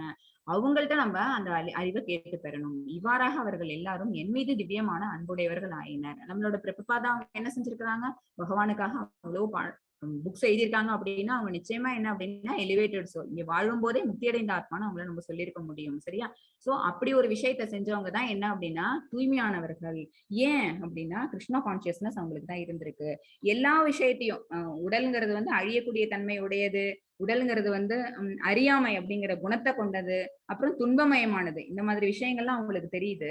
இது எல்லாமே பகவானுக்கும் உண்டு அப்படின்னு நினைக்கிற சாதாரண மக்கள். ஓகேவா? இது எதுவுமே வந்து பகவான் அவங்களுக்கு சம்பந்தப்பட்டது கிடையாது அப்படின்னு யார் நினைக்கிறாங்களோ அவங்களுக்கு தான் அந்த உன்னத அறிவு அடைஞ்சிருக்கிறாங்கன்னு அர்த்தம். தெரியலே இதே விஷயங்களை சரியா, இதே விஷயங்களை அவங்க என்ன செய்யறாங்க அப்படின்னா தான் உடல் சம்பந்தப்பட்ட எல்லா விஷயம் பகவானோட உடலோட சம்பந்தப்படுத்தி பார்த்தோம்னு வச்சுக்கோங்களேன், நம்ம எல்லாம் மூடர்கள்னு அர்த்தம். சரியா? பகவான் திவ்யமானவங்க, அவங்களுக்கு ஸ்பெஷல் குவாலிட்டிஸ் இருக்குது. அவங்கள நம்ம பார்க்கணும், அவங்கள நம்ம தெரிஞ்சுக்கணும் அப்படின்னா அவங்க மேல நமக்கு ஃபர்ஸ்ட் என்ன வரணும் அப்படின்னு லைஃப் வரணும். லைஃப் எப்ப வரும் அப்படின்னா அவங்க மேல நம்ம நம்பிக்கை வச்சோம்னா தான் வரும். சரியா? அதனாலதான் டிவோஷனல் சர்வீஸ் நம்ம பண்றதுல வந்து மொத்தம் வந்து ஒரு 9 டைப்ஸ், மொத்தம் 9 லெவல்ஸ் சொல்லுவாங்க. எப்படி டிவோஷனல் சர்வீஸுக்கு 9 டைப்ஸ் இருக்குதோ அதே மாதிரி வந்து 9 லெவல்ஸ் ஆஃப் டிவோஷனல் இது சொல்லுவாங்க. அதாவது என்னன்னா பகவான் மேல நம்ம பற்றுதல் வைக்கிறோம் அப்படின்னா பற்றுதல் வைக்கிறதோட இல்ல, அவங்களை ஃபர்ஸ்ட் நம்பணும், ஸ்ரத்தான்னு சொல்லுவாங்க. அடுத்தது வந்து பஜன கிரியா, நம்ம வந்து என்ன பண்ணணும் அப்படின்னா பகவானை பத்தின பாடல்கள், கீர்த்தனைகள் பாடுறது, கேட்கறது, இந்த மாதிரி விஷயங்கள் பண்ணணும். அப்புறம் சாது சங்கா. ஓகேவா? இந்த மாதிரி இந்த லெவல் எல்லாத்தையும் நம்ம ஒண்ணு கடந்து வந்தோம்னு வச்சுக்கோங்களேன், நம்மளும் என்ன செஞ்சிருவாங்க, ஒரு காலத்துல தூய்மை அடைஞ்சவங்களா ஆயிடுவோம். ஓகேவா? இந்த லெவல் வந்து உங்களுக்கு பின்னாடியே வரும். 9 லெவல்ஸ் ஆஃப் டிவோஷனல் சர்வீஸ் உங்களுக்கு பின்னாடி வரும். அதனாலதான் இப்ப அந்த சொல்லல. சோ இது நமக்கு தெரியணும்னா we have to reach one Guru.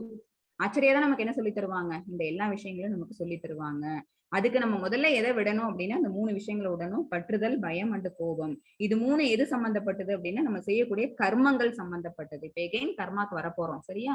So நம்ம கர்மம் வந்து எப்படி இருக்கணும் அப்படின்னா ஞான கர்மமா இருந்ததுன்னு வச்சுக்கோங்களேன், இந்த உன்னத அறிவு அதுல நம்ம புகுத்திட்டோம்னு வச்சுக்கோங்களேன், இதுல இருந்து நம்ம கம்ப்ளீட்டா விடுபட்டுருவோம். பகவானை பத்தின அறிவு நமக்கு கிடைச்சிடும். கிருஷ்ணா எவ்வாறு இதற்கு பதில் கொடுக்கிறார்? சரியா? மாதாஜி 4.11. எஸ் மாதாஜி. ये यदा मां प्रपद्यन्ते तांस्तथैव भजाम्यहं मम वर्त्मानुवर्तन्ते मनुष्याः पार्थ सर्वशः. ஹரே கிருஷ்ணா. என்னிடம் சரணடைவதற்கு ஏற்றார் போல நான் அனைவருக்கும் பலனளிக்கிறேன். இதுக்கு பகவான் சொல்றது என்ன அப்படின்னு பாத்தீங்கன்னா, எந்த அளவுக்கு இந்த 9 லெவல்ஸ்ல எந்த லெவல், சரியா? நான் சொன்னேன்ல என்னென்ன நம்ம வந்து நம்பிக்கை வைக்கணும், ஸ்ரத்தா கொடுக்கணும், அடுத்தது பஜன கிரியா, அடுத்தது சாது சங்கா, அடுத்தது அனர்த்த நிவர்த்தி, அப்புறம் நிஷ்டா, ருச்சி, அந்த மாதிரி ஒன்னொன்னா வரும். மொத்தம் 9 லெவல்ஸ் வரும். இந்த லெவல்ல நம்ம எந்த அளவுக்கு நம்ம சரண்டர் பண்ணிருக்கோமோ பகவான்கிட்ட, அந்த அளவுக்கு நமக்கு என்ன கிடைக்குமா, பலன் கிடைக்கும். ஓகேவா? பிரித்தாவின் மகனே, எல்லா விதத்திலும் அனைவரும் என் வழியே பின்பற்றுகின்றனர். என்ன என் வழி, என் பகவானோட வழி என்ன அப்படின்னா நிர்குணமா இருக்கிறது. ஓகேவா? மாயைக்கு கட்டுப்படாம இருக்கிறது. கர்மா எல்லாத்தையுமே எப்படி செய்யறாங்க பகவான் அப்படின்னா அந்த பலன்கள் மேல பற்றுதல் வைக்காம செய்யறாங்க. எந்த ஒரு விஷயத்தையுமே செய்யறது எப்படி செய்யணும் அப்படின்னா பற்றுதல் வைக்காம, செயல் மேலையும் பற்றுதல் வைக்க கூடாது, பலன் மேலையும் பற்றுதல் வைக்க கூடாது. ஏன்னா எந்த செயலையும் செய்ய வேண்டிய அவசியம் யாருக்கு இல்லை அப்படின்னா பகவானுக்கு இல்லை. பீங் சுப்ரீம் காட் அவங்களுக்கு அந்த அவசியம் இல்லை. பட் நம்ம எல்லாருக்கும் விதிக்கப்பட்ட கடமைகள்னு இருக்குது. அந்த கடமைகளை அவங்களோட வழி நின்று அவங்க செஞ்சிருந்தா எப்படி செய்வாங்கன்னு அதை ஃபாலோ பண்ணி நம்ம பண்ணோம்னு வச்சுக்கோங்களேன், அப்ப கண்டிப்பா நமக்கும் என்ன கிடைக்கும், நம்மளோட சரண்டரிங் லெவலுக்கு தகுந்த மாதிரி பகவானோட பலன்கிறது நமக்கு கிடைக்கும். 4.17 மாதம். चादुर्वर्ण्यं मया सृष्टि गुणकर्म विभागशः तस्य कर्तारम् अभिमां विद्यकर्तारम् अव्ययम्. ஹரே கிருஷ்ணா. ஹரே கிருஷ்ணா. 3 வித இயற்கை குணங்களுக்கும் அவற்றின் செயல்களுக்கு ஏற்ப மனித சமூகத்தின் 4 பிரிவுகள் என்னால் ஏற்படுத்தப்பட்டன. சாதுர்வர்ணியம் அதாவது வர்ணாசிரம தர்மத்தை உண்டாக்குனவங்க பகவான். ஓகேவா? அது எப்படி எதை பேஸ் பண்ணி அப்படின்னு பாத்தீங்க அப்படின்னா அவங்க ஒரு ஒரு உயிர்வாழியானவன் அவன் கொண்டிருக்கக்கூடிய குணங்களுக்கு தகுந்த மாதிரி, ஓகேவா, அவனுடைய குணம் என்னவோ அந்த குணத்துக்கு தகுந்த மாதிரி அவனுக்கு அந்த ஆசிரம தர்மத்தை அவங்க கொடுத்தாங்க. அவற்றின் செயல்களுக்கும் ஏற்ப மனித சமூகத்தின் 4 வகை பிரிவுகள் என்னால் ஏற்படுத்தப்பட்டன. இம்முறையை படைத்தவன் நானே ஆயினும் மாற்றமற்ற என்னை செயல்களுக்கு அப்பாற்பட்டவனாக அறிந்து கொள். இப்ப சொன்னதுதான், இந்த வர்ணாசிரம தர்மத்தை அவங்க படிச்சாலும் கூட இந்த செயல்களுக்கு அப்பாற்பட்டவன் அவங்க. ஏன் அப்படின்னா, இப்ப வந்து ஒரு ஃபேக்டரி இருக்குன்னு வச்சுக்கோங்க. அந்த ஃபேக்டரிக்கு ஒரு முதலாளின்னு ஒருத்தவங்க இருக்கிறாங்க. அவங்களுக்கு கீழே நிறைய தொழிலாளிகள் இருக்கிறாங்க, நிறைய ஒர்க்கர்ஸ் இருக்கிறாங்க. அந்த ஒர்க்கர்ஸ் எல்லாருமே அவங்களுக்குன்னு என்னென்ன விஷயங்கள் அலாட் பண்ணப்பட்டிருக்குதோ அந்த விஷயங்களை அவங்க திறம்பட செஞ்சுட்டு இருக்காங்க. ஒரு நாள் ஒரு தொழிலாளி ஒரு தப்பு பண்ணிடுறாங்கன்னு வச்சுக்கோங்களேன், அந்த தப்புக்கு யார் ரெஸ்பான்சிபிள்? அவங்கதான் எடுத்துக்கணும், நாட் முதலாளி. ஓகேவா? ஏன்னா அவங்களுக்குன்னு விதிக்கப்பட்டிருக்குது அந்த செயல். அது அவங்க பை மிஸ்டேக்கோ அல்லது வேணும் பர்பசிவாவோ அவங்க அதை செஞ்சிடறாங்க அப்படின்னா அதுக்கு ஃபுல் ரெஸ்பான்சிபிலிட்டி யாரு அதை எடுத்துக்கணும் அப்படின்னா அந்த தொழிலாளி தான். அதுக்கும் முதலாளிக்கும் சம்பந்தம் கிடையாது. முதலாளி அந்த இடத்துல என்ன ஒரு பார்ட், அவங்கள அந்த இடத்துல என்ன பண்ணிருக்காங்க, எம்ப்ளாய் பண்ணிருக்கிறாங்க. ஓகேவா? அது ஒண்ணுதான். அதே மாதிரிதான் பகவான் என்ன அப்படின்னா, நான் தான் இதை படைச்சேன், இந்த வர்ணாசிரம தர்மத்தை நான் தான் படைச்சேன், இவனுக்கு இந்த குணம் இருக்கா, அப்ப இவங்க இந்த உயிர்வாழியானவன் என்னவாகலாம், ஒரு பிராமண அந்த அந்த செயலை செய்யலாம். பிராமண செயல் அந்த தொழில் அப்படிங்கிறது என்ன அப்படின்னா சத்துவகுணத்துல நிலை பெற்றிருக்கவங்க. சோ ஒரு உயிர்வாழிக்கு சத்துவகுணம் அதிகமா நிலை பெற்றிருந்தாங்க அப்படின்னா அவங்களுக்கு பிராமண. சரியா? அடுத்தது ரஜோகுணத்துல அதிகமா இருந்தாங்க அப்படின்னா அந்த உயிர்வாழியானவன் எந்த வேலை அப்படின்னா சத்திரிய அந்த வேலை. இந்த ரஜோகுணம் தமோகுணம் ரெண்டு மிக்ஸ்அப் ஆயிருந்தது அப்படின்னா அது வந்து வைசியன். வெறும் தமோகுணம் அறியாமை மட்டும்தான், தனக்குன்னு எந்த விதமான ஒரு சிந்திக்கும் சிந்திச்சு செயல்படுற ஒரு அறிவு இல்லாதவங்க, அடுத்தவங்களோட ஆணைக்கு கட்டுப்பட்டுதான் செய்யறாங்க அப்படின்னா அவங்க சூத்திரர்கள் அப்படின்னு பகவான் வந்து பிரிச்சாங்க. இது எதை வச்சுதான் பிரிச்சது அப்படின்னா குலத்தை வச்சு பிரிக்கல, அவங்களோட குணத்தை வச்சுதான் பிரிச்சிருக்குது. சரியா? இப்படி பிரிச்சாலும் கூட பகவான் இதுல இருந்து என்ன அப்படின்னா அப்பாற்பட்டுதான் நிக்கிறாங்க, அவங்க இதுக்கு சம்பந்தப்படல. இது இந்த இடத்துல வந்து பகவான் வலியுறுத்துறாங்க. கிருஷ்ணர் ஏன் வர்ணாசிரம அமைப்பை உருவாக்கினார்?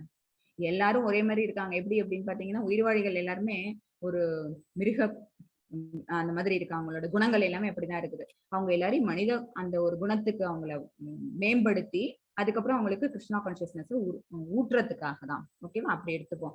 வர்ணாசிரம அமைப்பு இல்லைன்னு வச்சுக்கோங்களேன், யார் வேணாலும் எந்த தொழிலை செய்யற மாதிரி இருந்தாங்க அப்படின்னா என்ன ஆகும் அப்படின்னா அக்கிரமம் அதுதான் அதிகமா நடக்கும். ஏற்கனவே அசுராசா இருக்கிறாங்க உயிர்வாழிகள் எல்லாரும். சோ அவங்களோட குணங்கள் எல்லாம் அப்படின்னா மிக்ஸ்அப் ஆகி போறதுனால ஒரு பிராமின் போய் ஒரு என்ன பண்ண முடியாது, பிராமின் குணம் அந்த யாருன்னா சத்துவகுணத்துல உள்ளவங்க வந்து ஒரு சத்திரியனா ஆக முடியாது. சரியா? ஆனா ஒரு சத்திரியனா இருக்கவங்க கூட என்ன செய்ய முடியும் அப்படின்னா சத்துவகுணத்துல நிலை பெற முடியும், துறவி ஆயிட முடியும். ஃபைனலா ஒரு சத்திரியன் என்ன செய்வாங்க, ஒரு ராஜாவா இருக்கவங்க அவங்களோட வனப்பிரசத்துக்கு அப்புறமா அவங்க வந்து சன்னியாசம் அதை மேற்கொள்ளுவாங்க. பட் இந்த மாதிரி மாறி அவங்களோட குணத்துக்கு தகுந்த மாதிரியான வேலைகளை அவங்க செஞ்சா மட்டும்தான் எப்படி இருக்கும் அப்படின்னு பாத்தீங்கன்னா ஒரு அந்த கம்யூனிட்டி எப்படி இருக்கும்னா ஒரு கல்ச்சர்டா இருக்கும். அப்படி இல்லை அப்படின்னா கம்ப்ளீட்டா அசுரகுணங்கள் மேம்பட்டவங்களா தான் நிறைய பேர் இருக்காங்க. அவங்களுக்கு வந்து பகவான் பக்தி செலுத்தணும் அப்படிங்கிற எண்ணம் எதுவும் இருக்காது. அது எல்லாத்தையும் சீர்கட்டு போயிடுங்கிறதுனாலதான் பகவான் இந்த அமைப்பை உருவாக்குனாங்க. பகவான் கிருஷ்ணரும் வர்ணாசிரம முறையின் கீழ் வருவாரா? அவங்க வரமாட்டாங்க. ஏன்னா நான் இப்ப சொன்ன அந்த அனாலஜி தான், எப்படி ஒரு ஃபேக்டரியில வந்து ஒரு தொழிலாளி முதலாளி அந்த ரிலேஷன்ஷிப் எப்படி இருக்கோ அதுதான். ஓகேவா?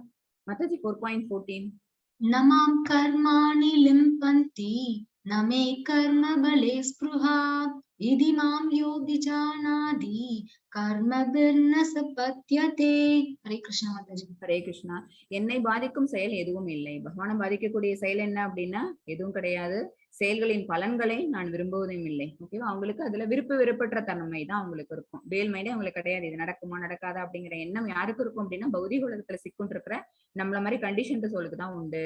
இது எல்லாத்தையும் தோற்றுவிச்சு பகவானுக்கு அது கிடையாது. ஓகேவா? அவங்களுக்கு பலன்கள் மேல விருப்பம் இல்லை.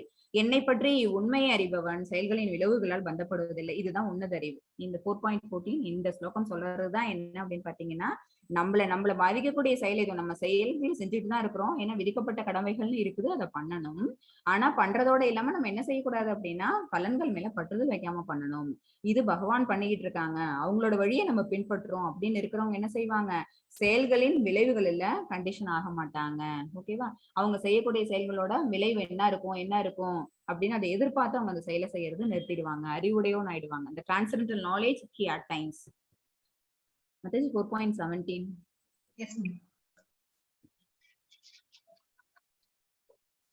கர்மணோ ஹ்யபி போத்தவ்யம் போத்வம் ச விகர்மணஹ அகர்மணஷ்ச போத்தவ்யம் கஹனா கர்மணோ கதிஹ. ஹரே கிருஷ்ணா மாதாஜி. ஹரே கிருஷ்ணா. செயல்களின் நுணுக்கங்களை உணர்வது மிக கடினம். ஓகேவா? செயல்கள் வந்து எப்படி செய்யணும் அப்படிங்கிற அந்த நுணுக்கங்களை உணர்வது வந்து மிக கடினம். இது பகவானுக்கு தெரியும். ஆனா பகவானுக்கு என்ன அப்படின்னா செயல்கள் மேல எந்த ஒரு பற்றுதலும் கிடையாது. செயலால விளைய போற அந்த விளைவுகள்னாலே அவங்களுக்கு எந்த பற்றுதலும் கிடையாது. ஆனா அந்த நுணுக்கங்கள் அவங்களுக்கு தெரிஞ்சிருக்கும். ஓகேவா? அவங்க வந்துட்டு ஆசை கிடையாது. He never wishes to do to get those things அப்படிங்கிற ஆசைகள் அவங்களுக்கு எப்பவுமே பகவானுக்கு கிடையாது. ஆனா நம்மள மாதிரி இருக்க கட்டுண்ட ஆத்மாக்களுக்கு அவங்க நமக்கு அறிவுரைப்படுத்தி இருக்கிறது என்ன அப்படின்னு பாத்தீங்கன்னா, நம்ம செய்யக்கூடிய கர்மாங்கள் 3 விஷயங்கள் இருக்கு. எனவே கர்மம் செயல் என்பது என்ன, விகர்மம் தடை செய்யப்பட்ட செயல் என்பது என்ன, அக்கர்மம் செயலின்மை என்பது என்ன என்பதை தெளிவாக அறிந்து கொள்ள வேண்டும். இதை தெரிஞ்சுக்கிட்டாவது நம்ம காரியத்தை செய்யணும். ஓகேவா? போன ஸ்லோகால சொன்னது என்ன அப்படின்னா, செயல் மேல பற்றுதல் இல்லாம செய்யி, பலன் மேலேயும் அது என்ன விளைவு கிடைக்கும் அப்படிங்கறது இல்லாம செய்ய, அப்பதான் உன்னதறிவு உனக்கு கிடைச்சது அப்படின்னா நீ என்னை அடைவாய் அப்படின்னு பகவான் சொன்னாங்க. இப்ப அந்த செயல்கள்லயே 3 விதமான செயல்கள் இருக்கு. சரியா? ஒண்ணு செயல், விதிக்கப்பட்ட கடமை, அதை செய்யணும். இன்னொன்னு விகர்மம் அப்படின்னா என்ன அர்த்தம்னா, எப்படி சொல்லப்பட்டிருக்குதோ இப்படிதான் பண்ணணும் அப்படின்னு அந்த பிரின்சிபல்ஸ் கொடுத்திருக்காங்கன்னு வச்சுக்கோங்களேன். அப்படி பண்ணாம தடைப்பட்ட செய்யப்பட்ட செயல்களை செய்யறது விகர்மம். ஓகேவா? அது தப்பான செயல். அது பாவகரத்தை தான் கொடுக்கும் நமக்கு. அடுத்தது அகர்மம். அது என்னன்னா செயலின்மை. செயலை செய்யாம இருக்கிறது. செயலை செய்யாம இருக்கிறதுங்கிறது வந்து ஆத்மாவுக்கு முடியாது. ஓகேவா? எப்பவுமே சும்மாவே இருக்கிறது அப்படிங்கிறது ஒரு ஆத்மா வந்து என்ன ஆக்டிவா இருக்கக்கூடியது. அதனால அகர்மம்ங்கிறது என்னன்னு சொல்லலாம் அப்படின்னா, செயலை செய்யறோம். ஆனா அந்த செயலை வந்து நம்ம செய்யறோங்கிற எண்ணமே இல்லாம பகவானுக்காகவே செஞ்சுக்கிட்டே இருக்கிறது. எக்ஸாம்பிள் நாரதர் எடுத்துக்கிறோம். ஓகேவா? இது அடுத்தது அந்த இமேஜ் தான் வரும். நாரதர் தான் யாரு அப்படின்னா அகர்மவாதி. அவங்களுக்கு வந்து எக்ஸாம்பிள் யாரு அப்படின்னா அவங்கள சொல்லலாம். சரியா? இப்ப இந்த இமேஜ்ல இவங்க யாரு அப்படின்னு பாத்தீங்கன்னா, குந்தி தேவர். ஒரு பாகவத்துல வரக்கூடிய கதை இது. அவங்க செய்யக்கூடிய செயல் எப்படி இருந்தது அப்படிங்கிறதுக்கு இந்த இமேஜ் கொடுத்திருக்கிறாங்க. இந்த ராஜா பேர் என்ன அப்படின்னு பாத்தீங்கன்னா ரந்தி தேவர். ஓகேவா? இந்த கதையை வந்து பரீட்சித் மகாராஜாக்கு வந்து சுகதேவ கோஸ்வாமி சொல்றாங்க. ரந்தி தேவர் யாரு அப்படின்னு பாத்தீங்கன்னா, அவங்க ரொம்ப பெரிய ஒரு ஞானி. பகவானை பத்தின நாலேஜ் அவங்களுக்கு இருக்குது. அவங்களுக்காக டெய்லி பிரேயர்ஸ் பண்ணக்கூடியவங்க. அவங்க வந்து எப்பவுமே என்ன செய்வாங்க அப்படின்னா, இருக்கக்கூடிய எல்லா உயிர்வாழிகளும் நான் தான் ராஜா, மத்தவங்க எல்லாம் எனக்கு கீழ்ப்பட்டவங்க அப்படிங்கிற எண்ணம் துளி கூட இல்லாதவங்க. எல்லாரையும் சமநோக்கிலே பார்க்கக்கூடியவங்க. சரியா? எல்லாரும் ஒரே மாதிரி நோக்கத்தோட பார்க்கக்கூடியவங்க. அவங்களோட கஷ்டத்தை நம்ம ஏத்துக்கிறது மூலமா அவங்களுக்கு கஷ்டம் குறையும். நம்ம சஃபர் ஆனாலும் கூட பரவாயில்ல. ஆனா அவங்க எல்லாம் பாதிக்கப்படாம இருந்தா போதும் அப்படிங்கிற அளவுக்கு அவ்வளவு ஒரு நல்ல சோல் அவங்க. சரியா? அவங்க ஒரு காலத்துல என்ன பண்ணாங்க, தன்னுடைய இருக்க ராஜா அவங்க பீங் எ கிங், அவங்க கிட்ட எவ்வளவு ஒரு ட்ரெஷர் இருக்கும். அது எல்லாமே என்ன செய்வாங்க அப்படின்னா, வரக்கூடிய அவங்களை தேடி வரக்கூடிய அத்தனை கெஸ்ட்டுக்கும் அவங்களுக்கு யாரெல்லாம் சாப்பாடு கேட்டு வராங்களோ அவங்க எல்லாருக்கும் வேண்டியதை கொடுத்து கொடுத்து கொடுத்து அவங்க என்ன செஞ்சாங்க, தானம் செஞ்சுக்கிட்டே இருப்பாங்க. அவங்கள்ட்ட வந்து ஒரு நாள் வந்து பொருள் கொஞ்ச நாள் கழிச்சு அவங்கள்ட்ட பொருள்ங்கிறது சுத்தமாவே இல்லாம போயிடுச்சு. சுத்தமா துளி கூட அவங்கள்ட்ட பொருள்ங்கிறது இல்ல. அவங்களும் அவங்களோட ஃபேமிலி சேர்ந்து என்ன செஞ்சாங்க அப்படின்னா, ஒரு 48 டேஸ் நம்ம வந்து ஃபாஸ்டிங் இருப்போம். சரியா? எத்தனை நாள்? 48 நாட்கள் ஃபாஸ்டிங் இருப்போம். இருந்தாங்க. யாருக்காக அப்படின்னா, அவங்க வந்து பகவான் லோட்டஸ் ஃபீட் ஆஃப் பகவான் அவங்கள நினைச்சு அவங்கள தியானம் பண்ணி, சரியா? அந்த திருவடி பகவானோட பாதத்தை தியானம் பண்ணி 48 நாட்கள் விடாம உண்ணாவிரதமா இருந்தாங்க அந்த ஃபேமிலியில எல்லாரும். முடிச்சாங்க. 48 டே முடிச்சுட்டு மறுநாள் மார்னிங் அவங்க என்ன செஞ்சாங்க அப்படின்னா, இன்னைக்கு நம்ம ஓபன் த ஃபாஸ்ட். ஓகேவா? இன்னைக்கு நம்ம சாப்பிடாத. இப்போ பகவானுக்கு வேணுங்கிற நைவேத்தியம் எல்லாத்தையும் அர்ப்பணம் பண்ணிட்டு, அந்த நைவேத்தியம் எல்லாத்தையும் எடுத்து கொண்டு வந்து வச்சுட்டு, அந்த பிரசாதம் சரியா? அந்த பிரசாதத்தை எடுத்து வச்சுட்டு ஃபேமிலியில இருக்கவங்க எல்லாரும் சாப்பிடலாம்னு இருந்தாங்க. என்னென்ன இருந்தது? தண்ணி இருந்துச்சு. அப்புறம் பால், நெய் இதால செய்யப்பட்ட ஆகாரம், உணவு பண்டங்கள்லாம் வச்சிருந்தாங்க. இதெல்லாம் இருக்கு. ஃபர்ஸ்ட் யார் வரா? ஒரு பிராமணா வராங்க. ஓகேவா? அப்ப வந்து ஃபுட் எதுவும் பிரிக்கப்படல. அவங்க ஃபேமிலிக்கும் அவங்களுக்கும் வராங்க. அவங்க வந்துட்டு என்ன சொல்றாங்க, நான் வந்து 2 நாளா சாப்பிடாம இருக்கேன். எனக்கு ஃபுட் ஏதாவது கொடுத்து நீங்க கொஞ்சம் ஆஃபர் பண்ணீங்க அப்படின்னா நான் உயிர் பொழைச்சுப்பேன். எனக்கு கொடுங்க அப்படின்னு சொன்னோன்னே, உடனே தங்கிட்ட இருக்கிற சாப்பாடு எடுத்து கொடுக்குறாங்க ரந்தி தேவர். கொடுத்து அவங்க வயிறார சாப்பிடுறத பார்த்து சந்தோஷப்படுறாங்க. அந்த பிராமணா வந்து அவங்கள வாழ்த்திட்டு, நீங்க ரொம்ப நல்ல கிங். நான் உங்களை தேடி வந்தேன். நீங்க உடனே எனக்கு நலிப்பு கொடுத்தீங்க அப்படின்னு. இல்ல இல்ல, எனக்கு இந்த மாதிரி ஞானத்தை கொடுத்த யாரு அப்படின்னா பகவான். சோ உங்களை நீங்க யார இது பண்றதா இருந்தாலும் குளோரிஃபை பண்ணணும்னு நினைக்கிறீங்களோ நீங்க பகவானை குளோரிஃபை பண்ணுங்க. நான் கருவிதான். இந்த இடத்துல நான் கருவிதான் அப்படின்னு சொல்றாங்க. அந்த பிராமணா போயிடுறாங்க. மறுபடியும் இந்த சாப்பாடு என்ன செய்யறாங்க, ஓகே இப்ப என்னோட பங்குங்கிறது குறைஞ்சிருச்சு. சோ இன்னும் கொஞ்சம் நான் என்னோட ஷேரை வந்து குறைச்சிக்கிறேன். நீங்க எல்லாரும் சாப்பிடுங்கன்னு ஃபேமிலி மெம்பர்ஸ் எல்லாத்தையும் பிரிச்சு வச்சுட்டு தான் ஒரு கொஞ்சம் அமௌண்ட் ஃபுட்டு தான் சைடு வச்சிருக்கிறாங்க. அப்ப என்ன பண்றாங்க, இன்னொருத்தவர் இன்னும் சூத்ரா, அந்த சூத்ரா வராங்க. வந்துட்டு எனக்கு பசியா நான் வந்திருக்கிறேன், எனக்கு ரொம்ப நாளா சாப்பாடு கிடைக்கல, உங்களை தேடிட்டு வந்தா நீங்க சாப்பாடு கொடுப்பீங்கன்னு சொன்னாங்க, அதனால நான் வந்தேன். உடனே ரந்தி தேவர் என்ன பண்றாங்க, தங்கிட்ட இருக்கிற ஃபுட் இருக்குல்ல அதுல அவங்களோட ஷேர் எடுத்து கொடுக்குறாங்க. அதாவது சூத்ரனுக்கு என்ன தேவையோ அந்த அளவுக்கு சாப்பாடு எடுத்து கொடுக்குறாங்க. அவங்க வயிறு நிறைய சாப்பிடுறாங்க, சாப்பிட்டுட்டு வாழ்த்துறாங்க. இல்ல இல்ல இந்த இந்த எண்ணத்தை கொடுத்தது யாரு அப்படின்னா பகவான் தான். அதனால நீங்க எதை குளோரிஃபை பண்றதாலும் பகவானை குளோரிஃபை பண்ணுங்க, இதுல நான் வந்து கருவிதான் அப்படின்னு சொல்லிடுறாங்க. அந்த சூத்ரனும் போயிடுறாங்க வாழ்த்திட்டு. அடுத்தது வந்து இன்னொருத்தவர் வராரு. அவரு சுத்தி நிறைய நாய்கள் இருக்கு. அந்த நாய் எல்லாமும் சேர்த்து அவர் என்னமோ வளர்த்துட்டு வராரு. ஓகேவா? அவரு வந்தோடனே ரந்தி தேவரை பார்த்து கேட்கிறாரு, நானும் சாப்பிடல, என்னோட இந்த நாய் எல்லாமும் சாப்பிடல, சோ எங்க எல்லாருக்கும் சேர்த்து உங்கள்ட்ட ஏதாவது ஆகாரம் இருந்ததுன்னா கொடுங்க, எங்களை நாங்க சாப்பிட்டுட்டு உங்களை வாழ்த்திட்டு போறோம் அப்படின்னு தங்கிட்ட இருக்கிற சாப்பாடை இன்னொரு ஷேர் எடுத்து கொடுக்குறாரு. கொடுத்தோன்னே அவரு சாப்பிடுறாரு. அப்புறம் அந்த அந்த நாய்கள் எல்லாருக்கும் உணவு பங்கிட்டு வைக்கிறாங்க. அதெல்லாமும் சாப்பிடுது. திருப்தியா அதெல்லாமும் திரும்பி போயிடுது. அப்ப இப்போதைக்கு அவர்கிட்ட பாக்கி இருக்கிறது என்ன அப்படின்னா அந்த கிளாஸ் ஆஃப் வாட்டர் மட்டும்தான். பாக்கி அவரோட ஃபுட் ஸ்டெப்ஸ் எல்லாமே அவங்க ஒருத்தவங்களா கொடுத்துட்டாங்க. தண்ணி மட்டும் வச்சிருக்கிறாரு. ஓகே, இந்த தண்ணியை குடிச்சு நம்மளோட ஃபாஸ்டிங்கை நம்ம ஓபன் பண்ணிப்போம் அப்படின்னு அவர் நினைக்கும் போது ஒரு சண்டாலா வராங்க. ஓகேவா? சண்டாலா அப்படின்னா யாரு அப்படின்னா நாயை தின்பவன். அது பின்னாடி வரும் உங்களுக்கு சாப்டர்ஸ்ல. ரொம்ப ரொம்ப ரொம்ப மோசமான காரியங்கள் நம்மளோட வாழ்க்கையில நம்ம பண்ணிட்டு இருந்தோம்னு வச்சுக்கோங்களேன். நம்ம எடுக்கக்கூடிய அடுத்த ஜென்மா, அடுத்த பிறவி, இந்த ஆத்மா வந்து எந்த உடலுக்குள்ள போகும் அப்படின்னா எப்படி எல்லாம் போகுமா, நாய் பூனை இந்த மாதிரி எல்லாம் போய் நாயை தின்பவன் அந்த உடலை கூட எடுக்கும். அதான் சண்டாலான்னு சொல்லுவாங்க. இதெல்லாம் தெரிஞ்சிருச்சுன்னு வச்சுக்கோங்களேன், நம்ம வந்து பாவக்காரியங்கள் வந்து எறும்பு கொசு இதை கூட நம்ம என்ன பண்ண மாட்டோம், துன்புறுத்த மாட்டோம். சரியா? சோ அந்த சண்டாலா வராங்க. அவங்க வந்து எனக்கு நான் ரொம்ப சாப்பாடு இல்லாம ரொம்ப நாளா நான் கஷ்டத்துல இருக்கிறேன், சோ எனக்கு வந்து இந்த 1 glass ஆஃப் வாட்டர் என்ன சாகாம என்ன காப்பாத்தும், சோ எனக்கு அதை கொடுங்க அப்படின்னு அந்த சண்டாலா கேக்குறாங்க. உடனே இவர் என்ன ரந்தி தேவர், ஆஹா உனக்கு இந்த சஃபரிங் இருக்கு, அதை நான் எடுத்துக்கிறேன், நீ இந்த தண்ணியை குடி, உன்னோட உயிரை அது காப்பாத்தும் அப்படின்னா கண்டிப்பா நான் அந்த தண்ணி தருவேன் அப்படின்னு சொல்லிட்டு ரந்தி தேவர் எடுத்து தராங்க. உடனே சண்டாலா வாங்கி குடிச்சிடுறாங்க. அவங்க குடிச்சு அவங்களுக்கு அந்த உயிர் திருப்பி வந்துருது. சண்டாலாக்கு திருப்பி உயிர் வந்துருது. ஏன்னா அது அது ஒரு ஆகாரம் தானே, அந்த தண்ணி குடிச்சதுங்கிறது. இவர் என்ன ஆயிருக்காரு அப்படின்னா ஏற்கனவே 48 days ஃபாஸ்டிங்ல இருந்திருக்கிறாரு. சோ கம்ப்ளீட்டா அவருக்கு வந்து என்ன ஆயிடுது அப்படின்னா அவரோட உடல்லாம் விதிர்த்து போயிடுது.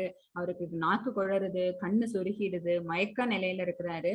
ஏன்னா அந்த தண்ணியாவது அவரோட உயிரை காப்பாத்திருக்கும், அதுவும் குடிக்க முடியாம அவரால் இப்ப போயிடுச்சு. எந்த ஒரு ஆகாரம் எடுக்காம இருக்கிறதுனால ஒரு அந்த டெட்லி கண்டிஷன் அந்த இடத்துக்கு வந்துட்டாரு. சரியா? அது வந்த நேரத்துல அவர் என்ன செய்யறாரு, என்னால பரவாயில்ல, எனக்கு ஏதோ நடந்தாலும் கூட என்ன ஆயிடுச்சு, என்னால வந்து இன்னைக்கு ஒரு 4 பேர் காப்பாற்றப்பட்டாங்க. ஒரு பிராமணாக்கு நான் சாப்பாடு போட்டேன், ஒரு சூத்ராக்கு சாப்பாடு போட்டேன், அப்புறம் ஒரு நாயெல்லாம் கூட்டிட்டு வந்தாருல அவரு சாப்பாடு கொடுத்தேன், அப்புறம் சண்டலா கூட என்னால பசியா இருந்தாங்க. அதனால நான் இப்ப வந்து மத்தவங்களோட சஃபரிங்ஸை நான் கொஞ்சம் குறைச்சிருக்கேங்கிற சந்தோஷமே எனக்கு போதும். அவர் என்ன கேட்டாரா, எனக்கு முக்தி வேண்டாம். பகவான் கிட்ட அவர் டெய்லியே வேண்டிக்கிறது என்ன அப்படின்னா அவரோட பிரார்த்தனைகள்ல எது முக்கியமா இருக்கும்னா, எனக்கு முக்தி வேண்டாம், நான் உன்னுடைய லோகத்துல வந்து உனக்கு சேவை செய்யணுங்கிற அவசியம் கூட கிடையாது, நான் இங்கே மறுபடியும் பிறப்பெடுத்தனாலும் கூட, மறுபிறப்பு இல்ல மறுபிறப்பே வேண்டான்னு தானே வேண்டிப்போம். ஓகேவா? அது கூட அவர் வேண்டிக்கல, எனக்கு மறுபிறப்பு இங்கே நான் வந்து பிறந்தேன்னா கூட எப்பெல்லாம் பிறக்கிறனோ அப்பெல்லாம் நான் வந்து அடுத்தவங்களோட சஃபரிங்ஸை என்னோட சஃபரிங்ஸா ஏற்றுக்கணும், அவங்களுக்கு என்னால முடிஞ்ச நல்ல விஷயங்களை நான் செய்யணும் அப்படின்னு தான் அவரோட வேண்டுதல்கள் இருக்கும். பட் இந்த மாதிரி எல்லாம் வந்தவங்க யாரு அப்படின்னு பாத்தீங்கன்னா நாரதர் சாரி இவங்க லார்டு பிரம்மாவும் லார்டு சிவாவும் தான் அந்த மாதிரி ஒவ்வொருத்தவங்களா வந்துட்டு ரந்தி தேவர் கிட்ட இருக்கிற இந்த சாப்பாடெல்லாம் வாங்கி சாப்பிட்டது யாரு அப்படின்னா அவங்க 2 பேரும் தான். சரியா? இது அதனால என்னாச்சு அப்படின்னா ரந்தி தேவரோட பெருமை வந்து உலகம் முழுவதும் காட்டணும். அவர் வந்து மத்தவங்களோட சஃபரிங்ஸை தன்னோட சஃபரிங்ஸா எப்படி எடுத்துக்கிறாங்க அப்படிங்கிற அவங்களோட செயல்பாடுகள் எப்படி அப்படின்னா ஒரு ஞானத்தோட இருக்கு பாருங்க. அவங்களோட கர்மம் எப்படி இருக்கு அப்படின்னா அவங்களும் செயல்பாடுகள் செஞ்சிருக்கிறாங்க. பட் இது எல்லாத்துலயும் எது மிக்ஸ்அப் ஆயிருக்கு அப்படின்னா அடுத்தவங்களோட சஃபரிங்ஸை தான் ஏத்துக்கணும் அப்படிங்கிற ஒரு விஷயம் அதுல மிக்ஸ்அப் ஆயிருக்குது. சரியா? இதை வந்து உலகத்துக்கு உணர்த்தணுங்கிறதுக்காக தான் இவங்க லார்டு சிவாவும் பிரம்மாவும் என்ன செஞ்சாங்க, இந்த மாதிரி பல்வேறு ரூபம் எடுத்து வந்து அவங்களோட சாப்பாடை வாங்கி சாப்பிட்டாங்க. இந்த விஷயம் தெரிஞ்சது. ஃபைனலா என்னாச்சு அப்படின்னா அவங்க எலிவேட்டட் சோல் ஆகி அவங்க பகவான் கிட்டே அவங்க புஷ்பகானம் வந்து அவங்களை கூட்டிட்டு போச்சான். சரியா? அவங்க வந்து பகவானோட இடத்துக்கு அவங்க போய் அவங்களோடய அவங்க சேர்ந்துட்டாங்க. ஸோ இப்படி எலிவேட்டட் சோல்ஸ் எல்லாம் என்ன ஆயிருக்கிறாங்க அப்படின்னா இந்த பூமியில இருந்திருக்கிறாங்க. சரியா? இந்த அளவுக்கு நம்மளோட செயல்கள் இல்லைன்னாலும் கூட நம்ம என்ன செய்யணும், கர்மாவை தொடர்ந்து செய்வோம் வித் ஞானத்தோட. வந்து பகவான் நமக்கு கொடுத்திருக்கிற இந்த ஞானத்தோட, அதாவது புத்தியோட செயல்படணும். பலன்களை நம்ம கட்டுப்படுத்திக்கிட்டு புத்தியோட செயல்படணும். இதுதான் நம்ம இந்த இடத்துல கேட்டுக்கிறது. கர்மாவதி யாரு அப்படின்னா அதாவது திரிலோக சஞ்சாரின்னு பேரு. 3 லோகத்துக்கும் என்ன அப்படின்னா எந்த விதமான ஒரு இதுவும் இல்லாம சஃபரிங்ஸும் இல்லாம எந்த கவலையோ கஷ்டமோ எதுவும் இருக்காது நாரதர்கிட்ட. எப்பவுமே என்ன செஞ்சுட்டு இருப்பாங்க, பகவான் நாமத்தை உறக்க சொல்லிக்கிட்டு ஒரு லோகத்தையும் சஞ்சாரம் பண்ணிட்டு இருப்பாங்க, சந்தோஷமா இருக்கக்கூடியவங்க. கர்மா விகர்மா மற்றும் அகர்மா இடையே உள்ள வேறுபாடு என்ன? பக்தி தொண்டில் படிப்படியாக முன்னேறுவது எப்படி? இது நான் சொன்னேன்ல, லெவல்ஸ் சொன்னோம்ல, அதாவது பக்தி தொண்டு டிவோஷன் சர்வீஸ் பண்றதுல நம்ம வந்து ஒரு லெவலா நம்ம எப்படி முன்னேற்றிட்டு போறது அப்படின்னா, ஃபர்ஸ்ட் நமக்கு என்ன வேணும் அப்படின்னா நம்பிக்கை வேணும். லைஃப் எண்ணில் லைத்திருந்து சரணடைந்தாலும் அந்த ஒரு ஸ்லோகம் வந்தது. அந்த லைஃப் எப்ப வருது அப்படின்னா நம்பிக்கை இருந்தா மட்டும்தான். பகவான நம்பிக்கை இருக்கணும். அது இனிஷியல் ஸ்டேஜ். அது இருந்தா மட்டும்தான் நம்ம இந்த அடுத்தடுத்த ஸ்டெப்புக்கே போக முடியும். சரியா? அடுத்தது பக்தர்களோட சங்கமம். நமக்கு வந்து ஒரு நம்பிக்கை வந்துருச்சு, நமக்கு ஒரு விஷயம் தெரிஞ்சுக்கிட்டோம் அப்படின்னா நம்ம அடுத்தது என்ன செய்வோம், நம்மள மாதிரியே இருக்கக்கூடிய குரூப் ஆஃப் பீப்புள் யாருன்னு பார்த்தா அவங்களோட ஒன்னா நம்ம மிக்ஸ்அப் ஆக ஆரம்பிப்போம். அதுதான் என்ன அப்படின்னா சாது சங்கா. சரியா? அது டிவோட்டிஸ் அசோசியேஷன். அடுத்து கிருஷ்ண உணர்வில் பயிற்சியை தொடங்குதல். கிருஷ்ணா கான்சியஸோட என்ன பயிற்சி செய்யலாம் அப்படின்னா 9 டைப்ஸ் ஆஃப் டிவோஷனல் சர்வீஸ்ல எதை வேணாலும் செய்யலாம். சரியா? அதுல ஃபர்ஸ்ட் என்ன அப்படின்னா ஹரிநாம சங்கீர்த்தனம். சரியா? ஹரிநாம சங்கீர்த்தனம் தான் வந்து பேசிக். ஓகேவா? அந்த நம்ம நாமத்தை பாடணும், நாமத்தை கேட்கணும், நாமத்தை மனசுல நினைக்கணும். ஓகேவா? அதுதான் வந்து ஸ்ரவணம், கீர்த்தனம், ஸ்மரணம். இதுதான் கிருஷ்ண உணர்வில் பயிற்சியை தொடங்குதல். இதை நம்ம பண்ணிட்டோம்னு வச்சுக்கோங்களேன், நம்ம மனசுல இருந்து எதெல்லாம் விலகிடும் அப்படின்னா தேவையற்ற விஷயங்களை அகற்றுதல், அனர்த்த நிவர்த்தி. நம்மளுடைய மனசுக்கு தேவையில்லாத செயல்கள் நம்ம செஞ்சுக்கிட்டு இருக்கோம் அப்படின்னு தோணுச்சுன்னு வச்சுக்கோங்களேன், நம்ம அதுல இருந்து நம்மள கம்ப்ளீட்டா விலக்கிக்க ஆரம்பிச்சிருவோம். நம்மள அறியாமே நம்ம என்ன செஞ்சிருவோம், கிருஷ்ண உணர்வு நம்மளோட மனசுல மேம்பட்டு போயிட்டே இருக்கும். ஓகேவா? கிருஷ்ண உணர்வின் சுவையை நடைமுறையில விசுவாசம் விட்டுட்டேன். இது என்னன்னா நிஷ்டா. பகவான் மேல நமக்கு என்ன ஆயிடும் அப்படின்னு ஒரு நம்பிக்கை பிறந்துடும். அவங்க சொல்றது கரெக்ட் தான் அப்படின்னு அந்த ஒரு விசுவாசம்ங்கிறது கிடைக்கும். அவங்களோட செயல்பாடு அதுதான் அவருடைய வழியை பின்பற்றுறதுன்னு பகவான் இன்னொரு ஸ்லோகத்துல சொன்னாங்கல்ல, என் வழியை பின்பற்றுவான். செயல் மேல பட்டுதல் குறைஞ்சிருச்சு, செயலோட விளைவுனால வரக்கூடிய பலன் மேல பட்டுதல் குறைஞ்சிருச்சு அப்படின்னா நம்ம யாரை ஃபாலோ பண்றோம் அப்படின்னு பகவானை ஃபாலோ பண்றோம். அப்ப அந்த விசுவாசம் கண்டிப்பா வந்துருது. அதான் நிஷ்டான்னு சொல்லுவாங்க. நிஷ்டா கிடைச்சிருச்சுனாலே ருச்சி வந்துடும். கிருஷ்ண உணர்வின் சுவை, ஓகேவா, அது நமக்கு தெரிய ஆரம்பிச்சிடும். அடுத்தது கிருஷ்ணரிடம் உள்ள பற்றுதல். சரியா? அது என்ன அப்படின்னா ஆசக்தின்னு சொல்லுவாங்க. ருச்சி, ஆசக்தி, அப்புறம் பாவா, அப்புறம் பிரேமா, பரவச நிலை வந்து அப்புறம் கடவுளின் அன்பு நமக்கு கிடைச்சிடும். இதுதான் என்ன அப்படின்னா பக்தி தொண்டுல இந்த 9 லெவல்ஸ். இந்த 9 லெவல்ஸ்ல படிப்படியா முன்னேறி நம்ம எங்க வரைக்கும் போலாம் அப்படின்னு பாத்தீங்கன்னா பிரேமா வரைக்கும் போலாம். பிரேமன் அந்த ஸ்டேஜ் வந்துட்டோம் அப்படின்னாலே நம்ம எல்லாம் என்ன ஹைலி எலிவேட்டட் அப்படின்னு அர்த்தம்.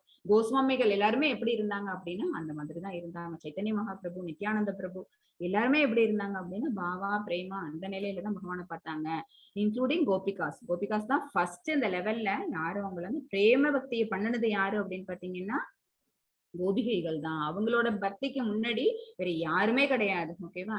அதனாலதான் நம்ம நெத்திக்கு வச்சுக்கிற அந்த திருமணம் இருக்கு பாத்தீங்களா, அது கூட என்ன அப்படின்னா அவங்க அந்த அந்த ராதா குண்ட் அங்க இருந்து கோபிகைகள் குளிச்சாங்களாம். அதுல இருக்கிற மண் தான் அது.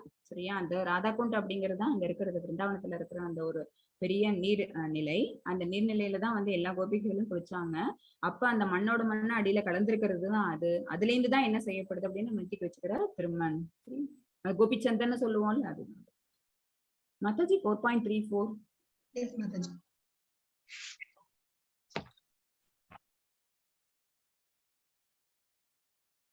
Hare Krishna.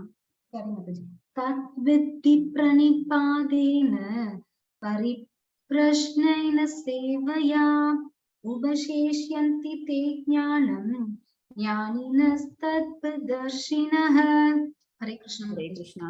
Tatvitti pranipadena யாருன்னா நமக்குன்னு யாரு ஆசிரியர் இருக்காங்களோ, குரு இருக்காங்களோ அவங்கள்ட்ட நம்ம வந்து உண்மையை கண்டறிய முயற்சி செய்யணும்.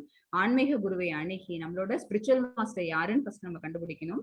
அடுத்தது அவங்க கிட்ட நம்ம வந்து இந்த பரம உண்மை பகவானை பத்தின, ஏன்னா சச்சிதானந்த விக்கிரகம் சொல்லிட்டோம் நம்ம, அவங்கள்ட்ட இந்த அப்சல்யூட் ட்ரூத் இருக்கு, அவங்க எட்டர்னல், அவங்க ஆனந்தமான விக்கிரக ரூபத்தை உடையவங்க அப்படின்னா நம்ம வந்து அவங்களை பத்தி தெரிஞ்சுக்கணும் அப்படின்னு அந்த நாலேஜ் நமக்கு அறியணும் அப்படிங்கிற ஆவல் வந்ததுன்னா நம்ம ஃபர்ஸ்ட் யாருக்கிட்ட போவோம் அப்படின்னா அதை சொல்லித்தரக்கூடிய ஆச்சாரியரை அணுகுவோம். அவங்கள்ட்ட போயிட்டு நம்ம எப்படி கேட்கணுமா, அடக்கத்துடன் அவரிடம் வினாக்களை எழுப்பி அவருக்கு தொண்டு செய். பகவான் சொல்லித்தராங்க இந்த இதெல்லாம் ஃபாலோ பண்ணணும் அவங்க சொல்லித்தரது. அடக்கத்துடன் ரொம்ப சப்மிசிவா நம்மள்கிட்ட இருக்கக்கூடிய எல்லா டவுட்ஸையும் அவங்கள்ட்ட கேட்டு கிளியர் பண்ணிக்கணும். வினாக்களை எழுப்பி அவருக்கு தொண்டு செய், அவங்களுக்கு சர்வீஸ் பண்ணணும். உண்மையை கண்டவர்கள், தன்னுணர்வு பெற்ற ஆத்மாக்கள் உனக்கு ஞானத்தை அளிக்க முடியும். இது என்ன அப்படின்னு பாத்தீங்கன்னா ஒரு ஆன்மீக குருவோட அவங்களோட குவாலிபிகேஷன் தான் இப்ப சொல்றது. உண்மையை கண்டவர்கள் அவங்கதான் என்ன பரம பூரண உண்மை, பகவான் தான் அப்சல்யூட் ட்ரூத், அவங்கதான் supreme personality of Godhead அப்படிங்கிற விஷயத்தை தெரிஞ்சவங்க. அப்புறம் தன்னுணர்வு பெற்ற ஆத்மாக்கள், அந்த சோல் பாடி ரிலேஷன்ஷிப் அவங்களுக்கு தெரியும். அவங்கதான் உனக்கு என்ன பண்ண முடியும், இந்த ஞானத்தை அளிக்க முடியும். இந்த இமேஜ்ல இருக்கிறது யாரு அப்படின்னு பாத்தீங்கன்னா பகவான் ஸ்ரீ கிருஷ்ணரும் உங்களோட அண்ணா பலராமரும் தான். ஓகேவா? அவங்க 2 பேரும் என்ன செஞ்சாங்க? பீயிங் எ காட், அவங்களுக்கு என்ன தெரியும்? பகவான் கிருஷ்ணரும் சரி, பலராமனும் சரி யாரு அப்படின்னு பாத்தீங்கன்னா, அவங்கதான் இது எல்லாத்தையுமே மெயின்டைன் பண்றவங்க, கண்ட்ரோல் பண்றவங்க அவங்கதான். பட் அவங்களுமே கூட என்ன செஞ்சாங்க அப்படின்னா, குழந்தைங்களா இருக்கும்போது கோகுலத்துல அவங்களோட குரு கிட்ட சேர்ந்து அவங்களும் சப்மிசிவா தனக்கு நாலேஜை கெயின் பண்ணிக்கிறாங்க. அவங்களோட குரு சாந்திபனி முனிவர் அவங்க கிட்ட அவங்க வந்து தன்னுடைய கேள்விகள் எல்லாத்துக்கும் விடையை தெரிஞ்சுக்கிறாங்க. சரி. சோ பகவான் வந்து இங்க பௌதிக உலகத்துக்கு சம்பந்தப்பட்டவங்களா தன்னை ஆக்கிக்கும் போது கூட என்ன செய்யறாங்க, இங்க பொதுமக்கள் சாதாரண உயிர்வாழிகள் என்ன மாதிரியான வேலைகளை செய்யறாங்களோ அந்த வேலையை தன்னை ஈடுபடுத்திக்கிறாங்க. நேத்தி பார்த்தோம்ல, நம்ம வந்து இந்த இடத்துல ராஜா அவர் வந்து துவாரகை ஆளக்கூடிய ராஜாவா இருந்தாலும் கூட அவர் என்ன செய்யறாரு, போர் பண்ண மாட்டேன், நான் வந்து ஆயுதத்தை தாங்க மாட்டேன் அப்படின்னு சொன்னாலும் கூட அவர் என்ன செஞ்சாரு, போர்ல அவரும் ஒரு கருவியா இருந்தாரு, பார்த்த சாரதியா இருந்தாருல்ல அவரு. ஏன் அப்படின்னா அவரும் சத்ரியா கிங். சத்ரியா கிங்கிறதுனால அவங்க என்ன செய்யணும், போரிடாம இருக்க முடியாது. பட் போர்ல நான் வந்து என்ன பண்ண மாட்டேன், ஆயுதம் தாங்க மாட்டேன்னு சொன்னாரு. அதுக்கு பதிலா போர்ல அவர் பங்கெடுக்கிறாரு. ஓகேவா? சோ இங்க வந்து விட்டு இங்க இருக்கக்கூடியவங்களோட அவங்க மிக்ஸ்அப் ஆகணும், ஒன்னா மிங்கிள் ஆகணும் அப்படின்னா என்டாங்கிள்மெண்ட் இருக்காது. மெட்டீரியல் என்டாங்கிள்மெண்ட் கண்டிப்பா இருக்கும். நம்மள மாதிரி கண்டிஷன் சோலாக ஆக மாட்டாங்க. ஆனா எந்தெந்த செயல்களை எப்படி செய்யணுங்கிறதுக்கு ஒரு ஆச்சரியா மாதிரி இருந்து, ஒரு குரு மாதிரி இருந்து நம்மளை வழி நடத்தணும். பகவான் வந்தாங்க, அவங்க அதெல்லாம் பண்ணலையே அப்படின்னு நம்ம சொல்லிடுவோம்ல சிம்பிளா. ஓகேவா? அதுக்காக அவங்க என்ன செஞ்சாங்க, அவங்களும் குரு கிட்ட இருந்து பயிற்சி எடுத்துக்கிட்டாங்க. இதை கொஞ்சம் ஞாபகம் வச்சுக்கோங்க. ஹரே கிருஷ்ணா. ஹரே கிருஷ்ணா. வாஞ்சா கல்ப தருபஷ்ய கிருப சிந்துபியே வச்ச பதிதான பவனேபியோ வைஷ்ணவேபியோ நமோ நமக. ஹரே ஸ்ரீ கிருஷ்ண சைத்தன்ய பிரபு நித்யானந்த ஸ்ரீ அத்வைத கதாதர ஸ்ரீவாசதி கௌர பக்தவருந்த. ஹரே கிருஷ்ண கிருஷ்ண கிருஷ்ண ஹரே ஹரே, हरे राम राम राम हरे हरे. श्रील प्रभुपादाय की जय, अनंत कोटि वैष्णव की जय. हरे कृष्णा.